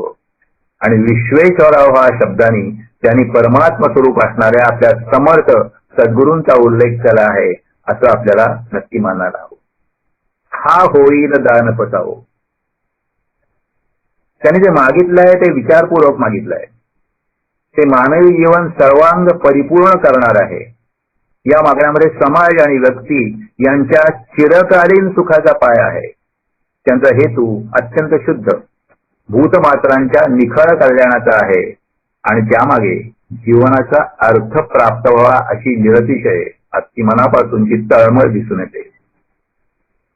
आता हे पाहिल्यानंतर त्यांनी जे मागितलं ते समाजात घडलं पाहिजे हा भाव कुणाच्याही मनात निर्माण होईल, कारण हे मागणं तितकं थोर आहे आणि योग्य आहे. आणि ज्ञानदेवांच्या ज्ञानेश्वरी ऐकणाऱ्या सगळ्या सज्जन श्रोत्यांच्या मनात सुद्धा असाच भाव भरून आला. त्या सर्वांच्या अंतःकरणातलेच भाव श्री सद्गुरू निवृत्तीनाथांच्या मुखातून ज्ञानेश्वरांना वरप्रसादाच्या रूपाने ऐकायला मिळाले. हा होईल दान पसावो म्हणजे तथास्तु अशा पद्धतीने त्यांच्या गुरूंचा शब्द बाहेर आला. आणि येणे वरे ज्ञानदेव सुखिया झाला. ज्ञानदेवा तू मागितलेलं खरंच सगळं तसं या जगात घडेल आणि हे पसायदान तुला मिळेल अशी श्री गुरूंची उल्लसित करणारी अमृतवाणी ऐकतात. ज्ञानदेव कृतार्थ झाले आणि आपली ही ग्रंथरूप सेवा सफळ झाली अशी धन्यता त्यांना वाटली आणि ते सुखाने भरून गेले. येणे वरे ज्ञानदेव सुखिया झाला. पण जे मागितलं ते अशा कौशल्याने मागितलं की केवळ ह्या मागण्याचा विचार केला तरी त्या जगाच्या दुःखाच्या निवृत्तीची आणि सुखाच्या प्राप्तीची सर्व काळात हे लक्ष घ्या, कारण 800 वर्ष तर होऊन गेली, आसलाच जेवढी लागू आहेत आणि काही कायम ती लागू राहणार आहेत, तर सगळ्या काळात मार्गदर्शक होतील अशी सूत्र आपल्याला त्यांच्या ह्या मागण्यामध्ये हाती लागतील. त्यांच्या ही जी युक्ती आहे त्याची खोली कळत नाही आणि तुकाराम महाराजांप्रमाणे आपल्यालाही त्यातील सखोल सर्वांगीण विचारांचं स्वरूप पाहून आपल्याला मान्य करावं लागतं आणि शेवटी त्यांच्या पायी नम्र भावानं डोळी ठेवावी असं वाटतं. पसायदानाने आपलं जीवन, आता हा जो भाग आहे, हा पुढचा जो भाग आहे तो नीट सगळ्यांनी समजून घ्या, खूप महत्वाचा आहे. कारण हे सगळे जे प्रश्न आपल्या मनामध्ये येतात त्याचं उत्तर देणार आहे. श्री ज्ञानदेवाने ही विश्वात्मक देवाकडे प्रार्थना करून एवढी शक्त लोटली, त्यातले विचार अत्यंत उदात्त आहेत, आजही ते कल्याणकारी वाटतात. मग या प्रार्थनेचं फळ काय झालं एवढ्या वर्षामध्ये आणि आमच्या जीवनामध्ये नेमकं तिचं स्थान कुठलं आहे? आता ज्ञानदेव कदाचित त्या प्रार्थनेने सुखिया झाले असतील, पण आम्ही तर झालो नाही. आम्ही कशासाठी प्रार्थना करायची? हा होईल दान पसावो असं आशीर्वाद आहे, आशीर्वचन आहे, तथास्तु आहे, पण कुठे झालेला आहे परमेश्वराचा प्रसाद? कुठे समाज ज्ञानदेवांच्या प्रार्थने बदललाय? हे जे प्रश्न आहेत ते केवळ जे अश्रद्ध आहेत, ज्यांची श्रद्धा नाही, त्यांच्या मनात निर्माण होतीलच असं नाही, पण कधीतरी किंवा अनेकदा श्रद्धावंतांच्या मनात देखील भवताळची परिस्थिती पाहिली, घडणारी परिस्थिती पाहिली की असे प्रश्न निर्माण होतील.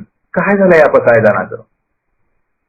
आता आपण अर्थ समजून घेतला या पसायदानाच्या प्रत्येक शब्दाचा, काही प्रमाणात समजून घेण्याचा प्रयत्न केलेला आहे. संतांच्या कार्याचं स्वरूप जे आहे ते अत्यंत सूक्ष्म, बुद्धीला जाणवणारं, दूरगामी आणि निश्चित हित करणारं असतं. संतांना समाजात वारंवार उदयाला येणारे, म्हणजे अखंड कालखंडात नेहमी उदयाला येणारे जे दोष असतात, जीवनाचं जे सुख दुःखमय स्वरूप आहे, संपूर्ण समाज एकदम बदलल्यातल्या अडचणी असतात, या सगळ्याची कल्पना नसते असं नाही. मग ज्ञानदेव असोत, नामदेव असोत, एकनाथ असोत, तुकाराम असोत, रामदास असोत किंवा स्वामी विज्ञानानंद असोत, ही मंडळी काही समाजातून बाहेर पडून कुठे अरण्यात किंवा हिमालयात जाऊन बसलेली नव्हती, ती याच समाजात वावरत होती आणि त्यांना लोक आणि जीवन यांची यथार्थ कल्पना होती. तरी सुद्धा ज्ञानदेवांनी ही प्रार्थना केली, त्यामध्ये त्यांचा काही विशेष हेतू असणार आहे निश्चित.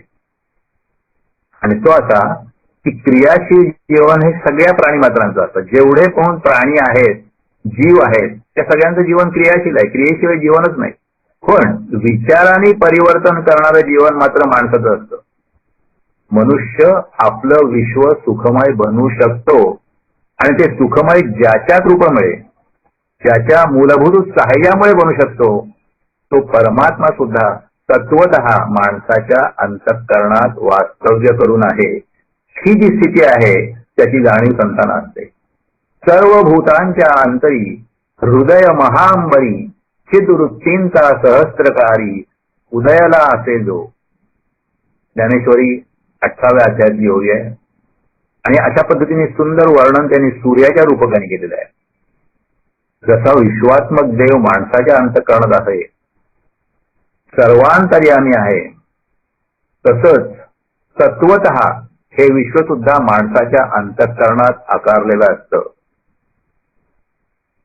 13, 14, 15 अध्यायात आपण ही संकल्पना समजून घेतली आहे. पिंडी ते ब्रह्मांडी ही ती संकल्पना आहे.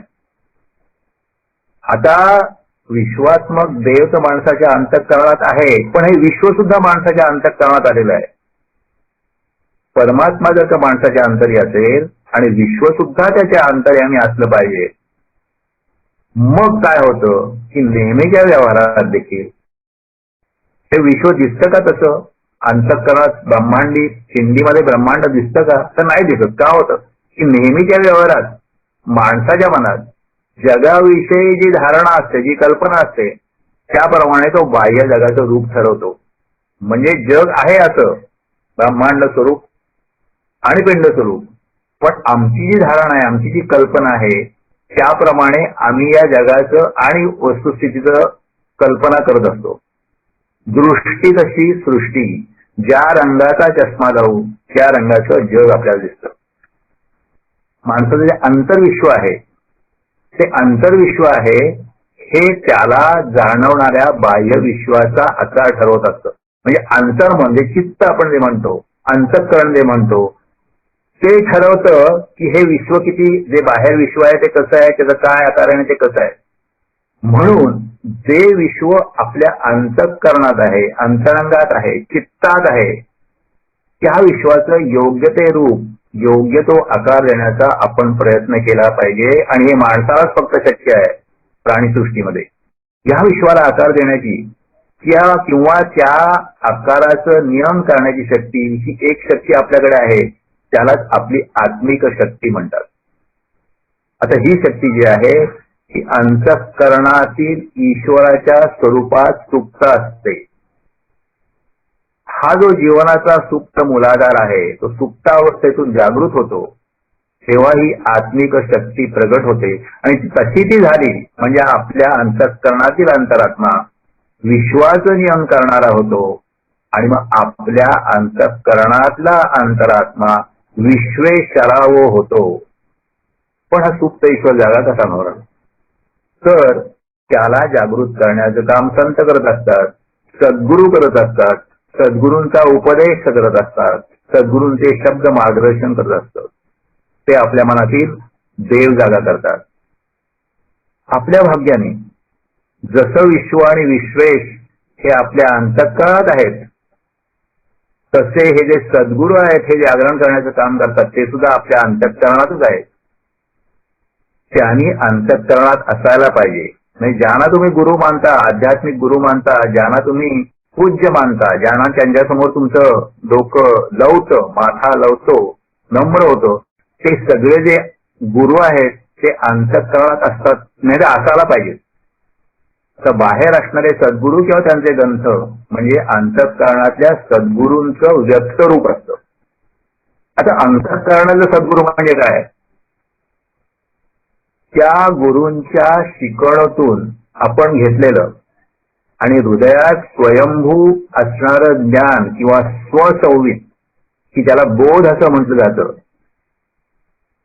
म्हणून सर्व सद्गुरूंना ज्ञानरूप आणि बोधरूप मानलं जातं. आणि हा जो बोध आहे तो व्यावहारिक स्तरावर बुद्धी होतो.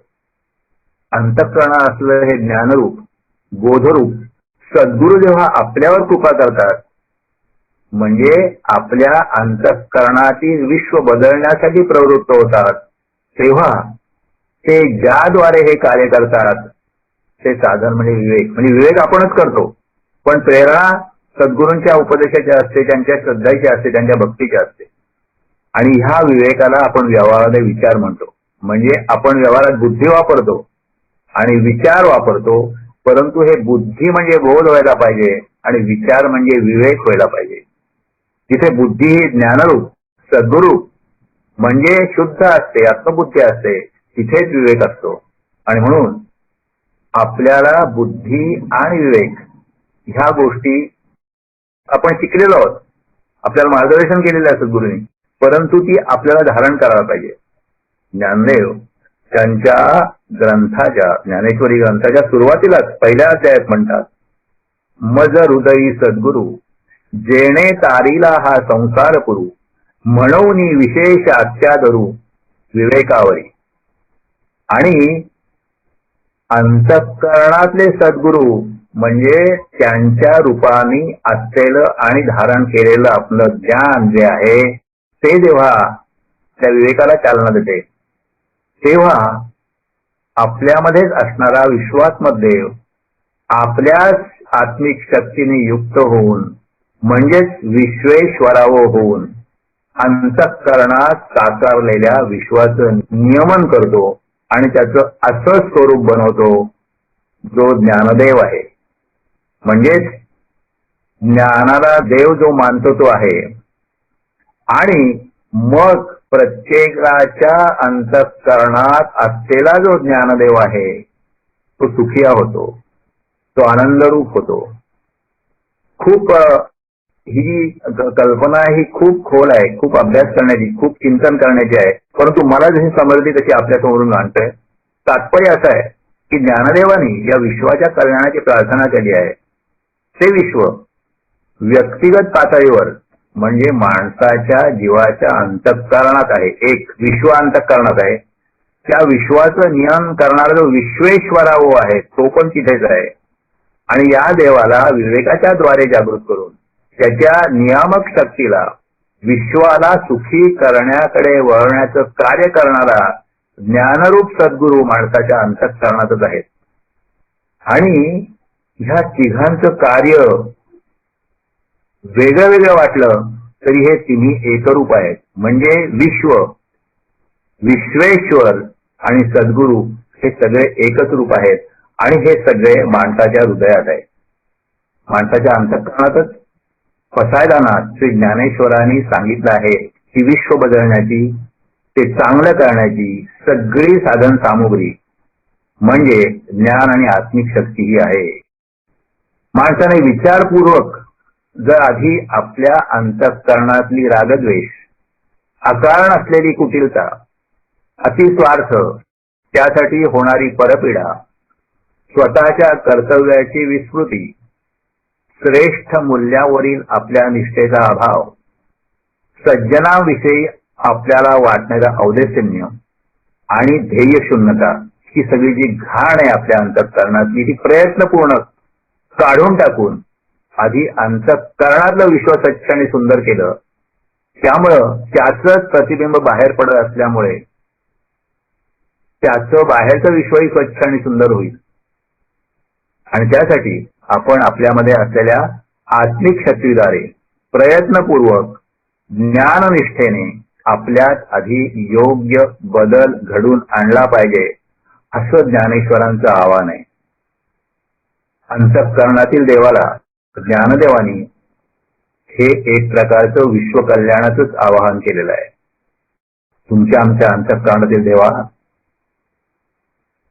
ज्ञानदेव अशा पद्धतीने विश्वकल्याणाचं आवाहन करतात.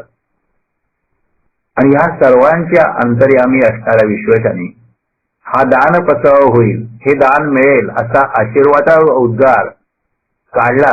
म्हणजे आपल्याच अंतःकरणातल्या विश्वेश्वरावनी आपल्या प्रयत्नांनी प्रसन्न होऊन हा जर का आपलं दान मिळेल किंवा दान पसव असा आशीर्वादाचा उद्गार काढला तर पसायदानाचं हे फळ विश्वाला मिळाल्याशिवाय राहणार नाही.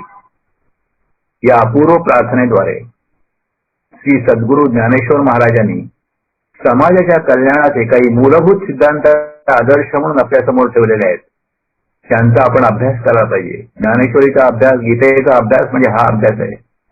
आता हे सगळे जे आदर्श त्यांनी सांगितलेलं आहे, जे उत्कृष्ट सांगितलेलं, उत्कृष्टत्व सांगितलेलं आहे, ते आपल्याला साध्य होतील का? तर त्याच्यावर उत्तर असं आहे की आदर्श जे असतात ते नेहमी फार उंचावर असतात. पण त्या आदर्शांचं केवळ अस्तित्व, त्याचं ज्ञान, त्याच्यावर चिंतन हाच माणसाच्या जीवनाला एक प्रकारे आकार देत असतो. म्हणून ते चिंतन महत्वाचं, ते अभ्यास महत्वाचं, ते वाचन महत्वाचं, सगळं हे महत्वाचं आहे. आणि त्याच्यावर उपाय दिल्याने की आकाशात ध्रुवतारा असतो. तो ध्रुवतारा जो असतो त्या ध्रुवताऱ्याचा प्रकाश काही एवढा जास्त नसतो. त्या प्रकाशामध्ये आपल्याला आपले सगळे व्यवहार नाही करता येणार. पण त्या ध्रुवताऱ्याच्या स्थिर अस्तित्वाने दिशा कळते. तसं ह्या संतांचं जे आव्हान आहे, संतांचं जे ज्ञान आहे, संतांचं जे मार्गदर्शन आहे, त्यांनी आपल्याला काय पद्धतीने वागायचं याची दिशा कळते. पण दुर्दैवाने समाजामध्ये असा एक वर्ग असतो आणि तो नेहमीच असतो, चिरंतन असतो आणि तो जास्त प्रमाणात असतो की त्याला आदर्शाची कल्पनाच नसते. कल्पना तर नसतेच आणि त्याला त्याची गरजही वाटत नाही. ह्या जगात काय चांगलं असणार आहे? या सगळ्याच्या सध्याच्या व्यवहारिक जीवनात काही चांगलं असू शकत नाही. हे जग असंच चालणार. आणि मग आपणही जेवढं भोगता येईल तेवढं भोगावं आणि साधता येईल तेवढं साधावं आणि एक दिवस मरून जावं. अशा विचारांवर जगणारे लोक इतरांच्या जीवनात दुःख तर निर्माण करतातच, पण स्वतःही आयुष्यभर शुद्ध आनंदापासून वंचित राहतात. ज्याच्या जीवनाला ध्येय नाही आणि ध्येयाला सर्वाच्या कल्याणाच्या तत्वज्ञानाचा आधार नाही, तो मानवरूपाने जगात वावरणारा पशुच असतो. म्हणजे जीवनाला ध्येय पाहिजे आणि त्या ध्येयाला फक्त स्वतःचा विचार नको, तर सगळ्यांच्या कल्याणाच्या तत्वज्ञानाचा आधार पाहिजे. असं जर नसेल तर तो माणूस नसतो, तो पशु असतो. मग तो कितीही सुशिक्षित असो, कितीही विद्वान असो, कितीही अद्ययावत राहणार असो, चोखंदळ असो, रसिक असो, ज्ञानदेवांच्या शब्दात त्याला व्याकरणी चोखडा आणि तर्की अथिगाळा असं म्हणतात. असा जरी तो असला तरी त्या माणसाच्या कातड्याच्या आत जो प्राणी असतो तो मनुष्य नसतो. फार तर तो एक वरच्या दर्जाचा सुधारलेला प्राणी असतो एवढंच म्हणता येईल. जीवन पूर्ण सुखाचं करता येईल ह्याचा परिपूर्ण आराखडा म्हणजे पसायदान आहे. ज्ञानदेवानी पसायदानात आदर्शहीन, ध्येयहीन आणि तत्वज्ञानहीन खळांपासून प्रारंभ केलेला आहे. खळांची त्यांना योग्य कल्पना आहे, परंतु त्या खळांच्या बद्दल राग नाहीये. ह्या खळांपासून आपल्या ह्या प्रार्थनेचा प्रारंभ करून कुठल्या तत्वांचा अंगीकार केल्याने माणसाला आपलं जीवन पूर्ण सुखाचं करता येईल आणि त्यातून सगळ्या समाजाचं सुखही साधता येईल, याचा थोडक्यात पण परिपूर्ण आराखडा जगासमोर ठेवला आहे. पसायदान म्हणजे अत्युत्कृष्ट सामाजिक ध्येय त्यांनी आपल्या समोर ठेवलेलं आहे आणि नुसतं ध्येय ठेवले नाही, ते ध्येय गाठण्याचा मार्गही अत्यंत तपशीलवार दाखवून ठेवला आहे. सर्व समाजाचं मानसिक परिवर्तन केव्हाही एक क्षणात साधत नसतं आणि समाज हा नेहमीच सत्व रजतम यांचं कमी अधिक मिश्रण असतो. त्यातलं सत्वाचं मिश्रण अधिक कसं करायचं हा खरा प्रश्न आहे. आणि ज्ञानदेवानी जे पसायदान मागितलं आहे त्याचं सामाजिक फळ प्राप्त झालेलं पाहण्या एवढं दीर्घ आयुष्य सगळ्यांनाच असेल असं नाही, पण आपल्या आयुष्यात त्याद्वारे मिळणारं व्यक्तिगत फळ मनुष्य याची देही याची डोळा पाहू शकतो. सार्वजनिक जीवन चांगलं करण्यासाठी आपण प्रयत्न करू शकतो. संत हेच करतात, जास्तीत जास्त सार्वजनिक करण्याचा प्रयत्न करतात. पण आपण काय करू शकतो, आपल्याला हे सगळं पसायदान जे आहे ते प्रत्यक्षात आल्या एवढं बघण्याचं दीर्घ आयुष्य मिळेल असं नाही, पण आपलं व्यक्तिगत जीवन कृतार्थ करणं हे केवळ आपल्या हातात आहे. आणि म्हणून असं म्हटलं जातं की संसार जो आहे तो परतंत्र आहे, म्हणजे समाज किंवा सगळं इतर जो भाग आहे बाहेरचा भाग तो परतंत्र आहे, पण परमार्थ हा स्वतंत्र आहे. आणि पसायदानातील विचारांच्या द्वारे जो असा व्यक्तिगत परमार्थ लाभ करून घेतील ते स्वतःच तर कल्याण करून घेतीलच, पण आपल्या अस्तित्वाने समाजामध्ये सुद्धा चांगली भर घालीत असतात. जगात जेवढं चांगलं आहे ना ते ज्ञानदेवांच्या प्रार्थनेचं फळ आहे आणि जे वाईट आहे ते मात्र आपलं कर्तृत्व आहे. ते वाईट जायचं असेल तर आपण ही प्रार्थना मन व्यापक करून आपल्या अंतःकरणातल्या देवाला केली पाहिजे आणि व हा होईल दान पसावो असा आपल्या अंतरात्म्यातून जगाच्या कल्याणाचा वर मिळवला पाहिजे. आपल्यात आधी पसायदानात सांगितल्याप्रमाणे सुधारणा घडवून आणल्या तर मग तेवढ्या प्रमाणात जग सुधारलेलं आहे असं आपल्याला प्रत्यक्ष दिसेल. प्रार्थना आहे आणि लोकोत्तर थोर प्रार्थना आहे. प्रत्येक काळात उपयुक्त प्रार्थना आहे. प्रार्थनेने कधी जग बदललं असतं का असा प्रश्न सुद्धा कुणाच्या मनात येईल. त्याचं पहिलं उत्तर असं आहे की नितांत श्रद्धेने केलेली परमात्म्याची प्रार्थना ही फलप्रूप होतेच. याच्यावर आता बराच सायंटिफिक रिसर्च पण चालू आहे. पण त्याचं दुसरं उत्तर असं की प्रार्थना आदर्शाकडे जाण्याची प्रेरणा जिवंत ठेवत असते. म्हणजे प्रार्थना आपल्याला ते ध्रुवताऱ्यासारखी कुठल्या दिशेने जायचं हे नेहमी सांगत असते. निष्ठा आपली जागरूक होते. माणसाला आपल्या ध्येयाचं नित्य स्मरण देऊन त्याला खाली घसरून देत नाही. आपल्याला 7:30 वाजता प्रकाश प्रार्थना करायला सांगितलेला, अन्य प्रार्थना करायला सांगितली, त्याचा अर्थ आहे दैनंदिन जीवनामध्ये प्रार्थनेचा बराचसा भाग हा फापट पसारा असतो हे खरं आहे. पण त्यातून जे उरतं, जी सद्विचाराची बीज अनेक अंतःकरणात पेरली जातात हीच जीवनातल्या चांगल्या शक्तीच्या द्वारे प्रगट होतात. आता बाकीच्या प्रार्थना सोडा, तर राष्ट्रीय प्रार्थना ज्या असतात त्या सगळ्या देशात म्हणल्या जातात. आणि आपण सुद्धा विशिष्ट समारंभात राष्ट्रगीत म्हणतो. ते तरी कशासाठी म्हणतो? त्यांनी थोडाच देश सुजलाम आणि सुफलाम होतो, जय जयकार करण्याने थोडाच देशात जय होतो? नाही. पण त्यामुळे आपल्या सगळ्यांच्या व्यक्तिगत, सामाजिक जीवनात सांस्कृतिक आधाराचा जो आपला देश, त्यावरील आपली निष्ठा व्यक्त होते आणि वाढते.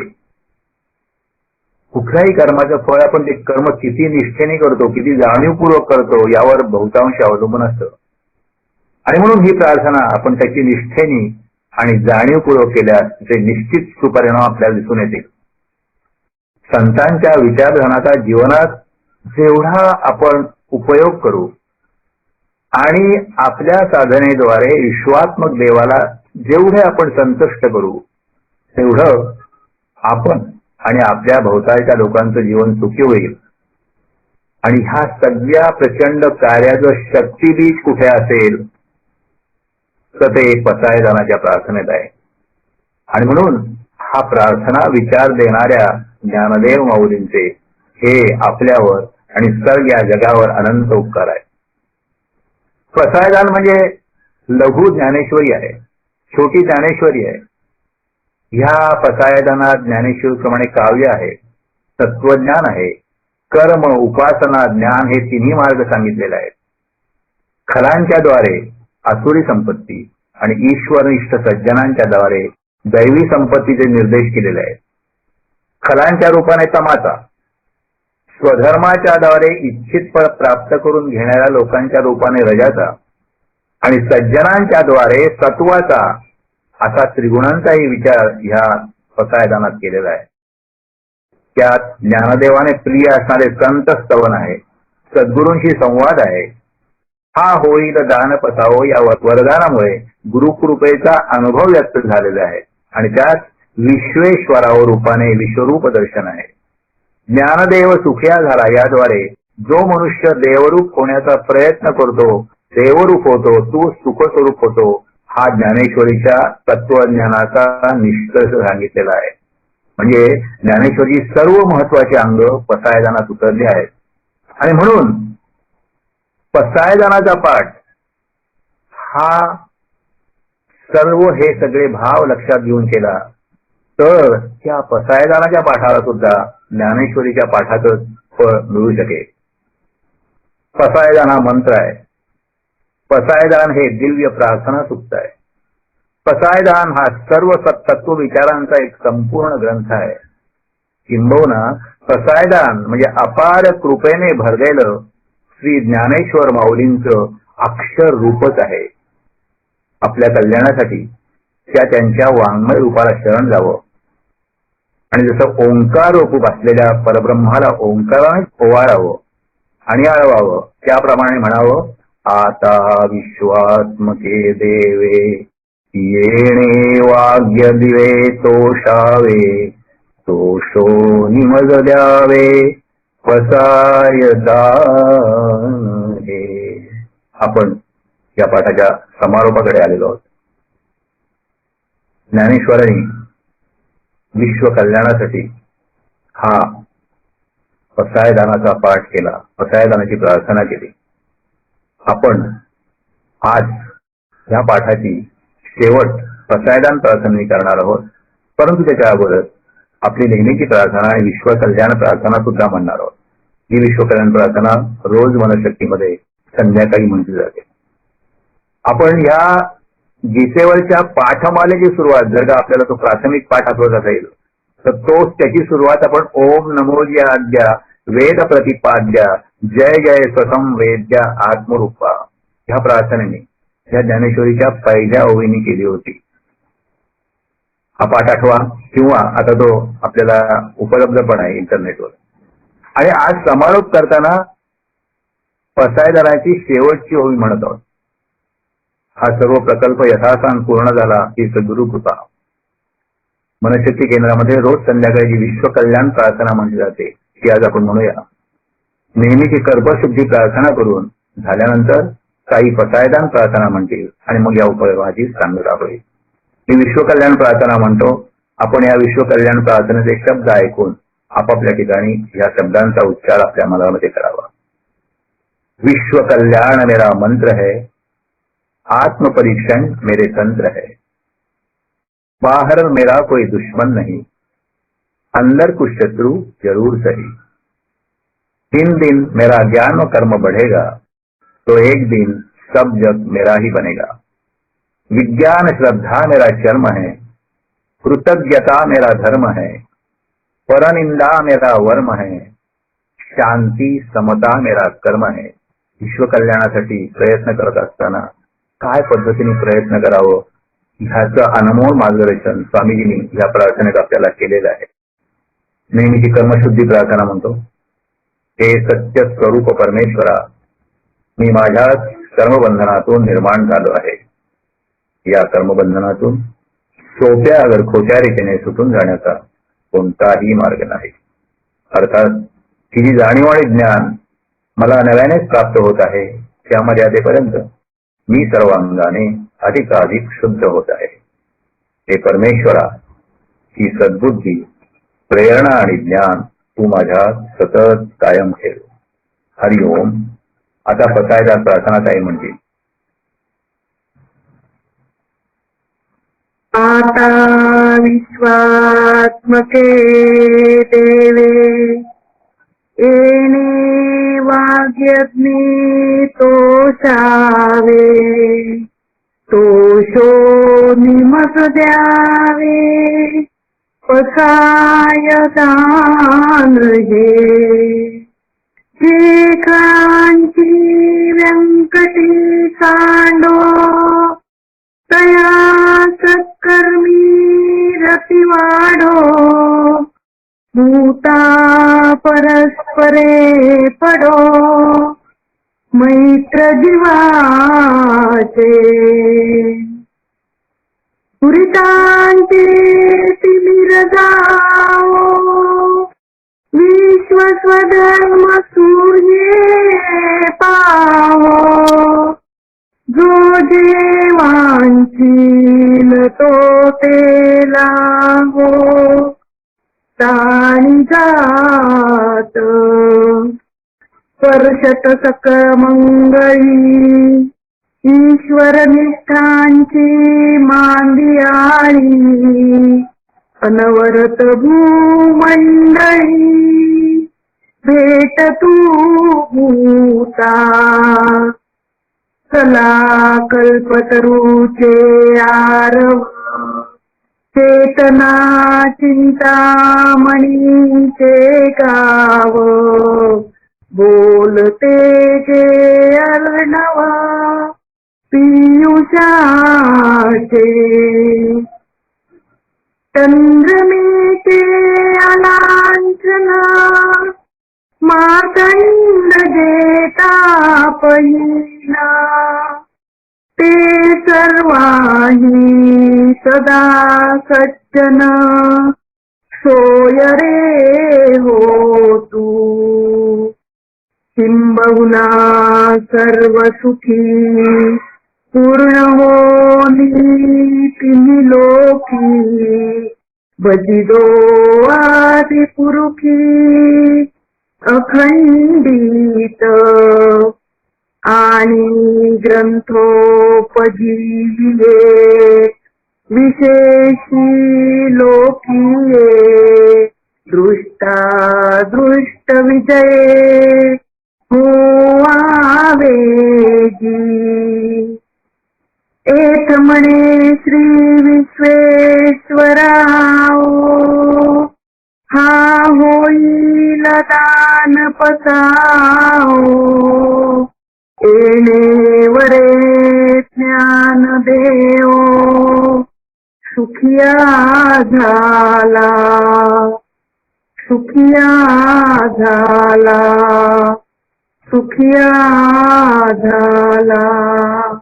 हरिओम हरिओम हरिओम हरिओम. सत्सत ब्रह्मार्पणमस्तु.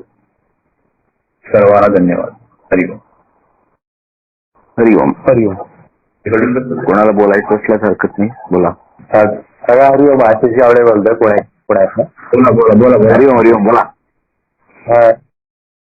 खूप खूप छान सोप्या शब्दात एकदम अतिशय छान झाला पाठ. म्हणजे ज्याला आपण म्हणतो ना की खूप कॉम्प्लेक्स अशा कल्पना होत्या पण खूप सोपं अगदी ऍब्झॉर्ब करायला छान झालं पाठ खूपच.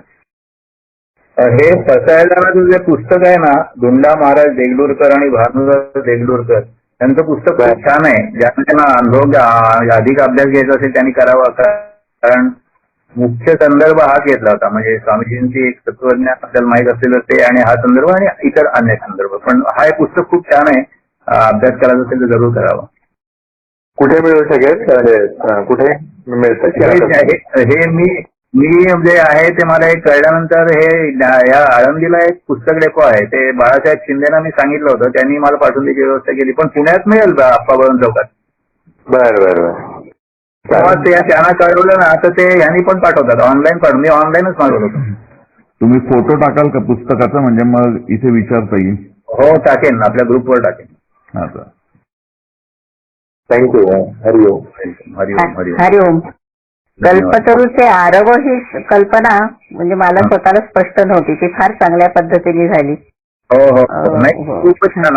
म्हणजे हे 200 पानाचं पुस्तक आहे. आपण त्यातला सारांश घेतलाय. खूप छान त्यांनी समजून सांगितलंय त्यामध्ये. हा. नाही फारच छान, उत्तम. आणि खरं म्हणजे तुम्ही फार विनम्र आहात. मी प्रयत्न करतो असं म्हणता. विनम्र राहायला सांगतात ना ज्ञानेश्वर आपल्याला. हो पण तुम्ही ते आचरणात आणतात. ते कधी जमतं, कधी कधी नाही जमत. नाही जे मनात असतं तेच येतं ना ओठावर. तसं ते कायमस्वरूपी तुम्ही तशाच पद्धतीने छान मार्गदर्शन करता. धन्यवाद. छान वाटतं. धन्यवाद. तुम्हाला जास्त धन्यवाद. संतोष जोशी बोल. बोला संतोषजी बोला. काका खूप छान, सगळं विवेचन खूप सुंदर झालं. एक मुद्दा जस्ट मला असा वाटला म्हणून मी एक्सप्रेस करतो विचारा. की स्वामीजींनी आपल्याला जसं दाखवून दिलं की विश्वाचा हेतू समता आहे. तो समतेचा हेतू कसा आपण सर्वसामान्यांनी मनी बाळगावा. समतेचा विचार जो आहे, तुमचा प्रश्न छान आहे आणि हा प्रश्न प्रत्येकाला विचार करणाऱ्या माणसाला तो पडतो की समता म्हणजे आपल्या हेतूची समता पाहिजे. आपला जो हेतू आहे तो फक्त स्वतःचा विचार करणारा असो, स्वतःचा नक्कीच विचार करायला पाहिजे. परंतु स्वतःचा विचार करता आपण ह्या सगळ्या राष्ट्राचं, समाजाचं आपण भाग आहोत. या दृष्टीने इतरांचं सुद्धा मी काय करू शकतो, हा समतेचा विचार स्वामीजीने मांडलेला आहे. आणि ते एकदम करता येणं शक्य नाही, म्हणून 1 तास तरी सुरुवात करा आणि हळूहळू वाढवत नाही, अशा पद्धतीने त्यांचा विचार आहे. म्हणजे समताच्या वर्तनामागे समतेचा हेतू हा महत्वाचा आहे. आणि हा हेतू हा आपल्यालाच कळतो, तो दुसऱ्याला कधी कळणार नाही. आपण काय बोलतो ते आपल्या कृतीवरून होतं आणि त्याप्रमाणे आपल्याला सोय मिळतं, असं मला समतेचा अर्थ वाटतो. तुम्हाला मला वाटतं प्रसायदानातूनही फार सुंदर उद्धृत झालं ते, असं मला. हो सगळ्या संतांनी जो विचार केलाय त्याचा आपण सार काढलं तर ते सगळं एकच असतं. फक्त त्या समाजात त्याची जी स्थिती असेल, ती जी भाषा लोकांना कळते, त्या भाषेतून ते एकच विचार सगळेजण मानले असतात. ते म्हणतात ना, वेद अनंत बोलला, अर्थ इतिबाद सांगितला की विठ्ठल. आणि ही नम्रता जी आहे ना, ती आत्ताच्या आपल्या जीवनात किंवा आपल्या शिक्षण पद्धतीत नाहीये. तर ती नम्रता जी आहे, म्हणजे त्यांनी म्हटलं ना, अभय आणि नम्रता हे 2 गुण आहेत सुरुवातीचे आणि शेवटचे. म्हणजे भीती नाही वाटली पाहिजे, ती सगळीकडे भीती वाटत असते. आणि नम्रता जी वाटायला पाहिजे ती नम्रता नसते. आपल्याला प्रत्येक गोष्टीचा खूप अहंकार असतो. तर ह्या मध्ये जीवन जगायचं म्हणजे समतेचं जीवन असं. त्यासाठी मार्ग हा की संकल्प करा, पाळा, हळूहळू संकल्प वाढवा. मला कळलेला न्यूयाच आहे. सामाजिक समतेमध्ये समरसता जे आजकाल म्हणतो आपण, ती अपेक्षित आहे का? नाही, ते माहित नाही मला. समरसता माहित नाही. समरसता म्हणजे जेव्हा तुम्ही समतेसाठी प्रयत्न कराल तो किती मनापासून करतोय. म्हणजे हेतू जो आहे ना, हेतू हा ड्रायव्हिंग फोर्स आहे आपला. आणि तो हेतू हा आपल्यालाच माहित असतो. बरोबर. त्यामुळे तो हेतू किती विचार आहे, तो किती सम आहे, त्याला आपल्या म्हणजे मगाशी त्यांनी म्हटल्याप्रमाणे की बुद्धी आपल्याला आहे पण त्या बुद्धीचा बोधात रूपांतर झालाय का, विचार आपल्याला आहे पण त्याचा विवेकात रूपांतर झालेला आहे का, हा जो भाग आहे ना, हा सगळं बोलायला सोपा आहे. करायला अवघड आहे, अवघड. अत्यंत अवघड आहे, पण तरी दिशेने त्या गेलं पाहिजे अशा पद्धतीचा तो विचार आहे. बरोबर. चला ठीक आहे, ज्या अभिप्राय ग्रुपवर आता हा शेवटचा आपलं विवेचन आहे त्याच्या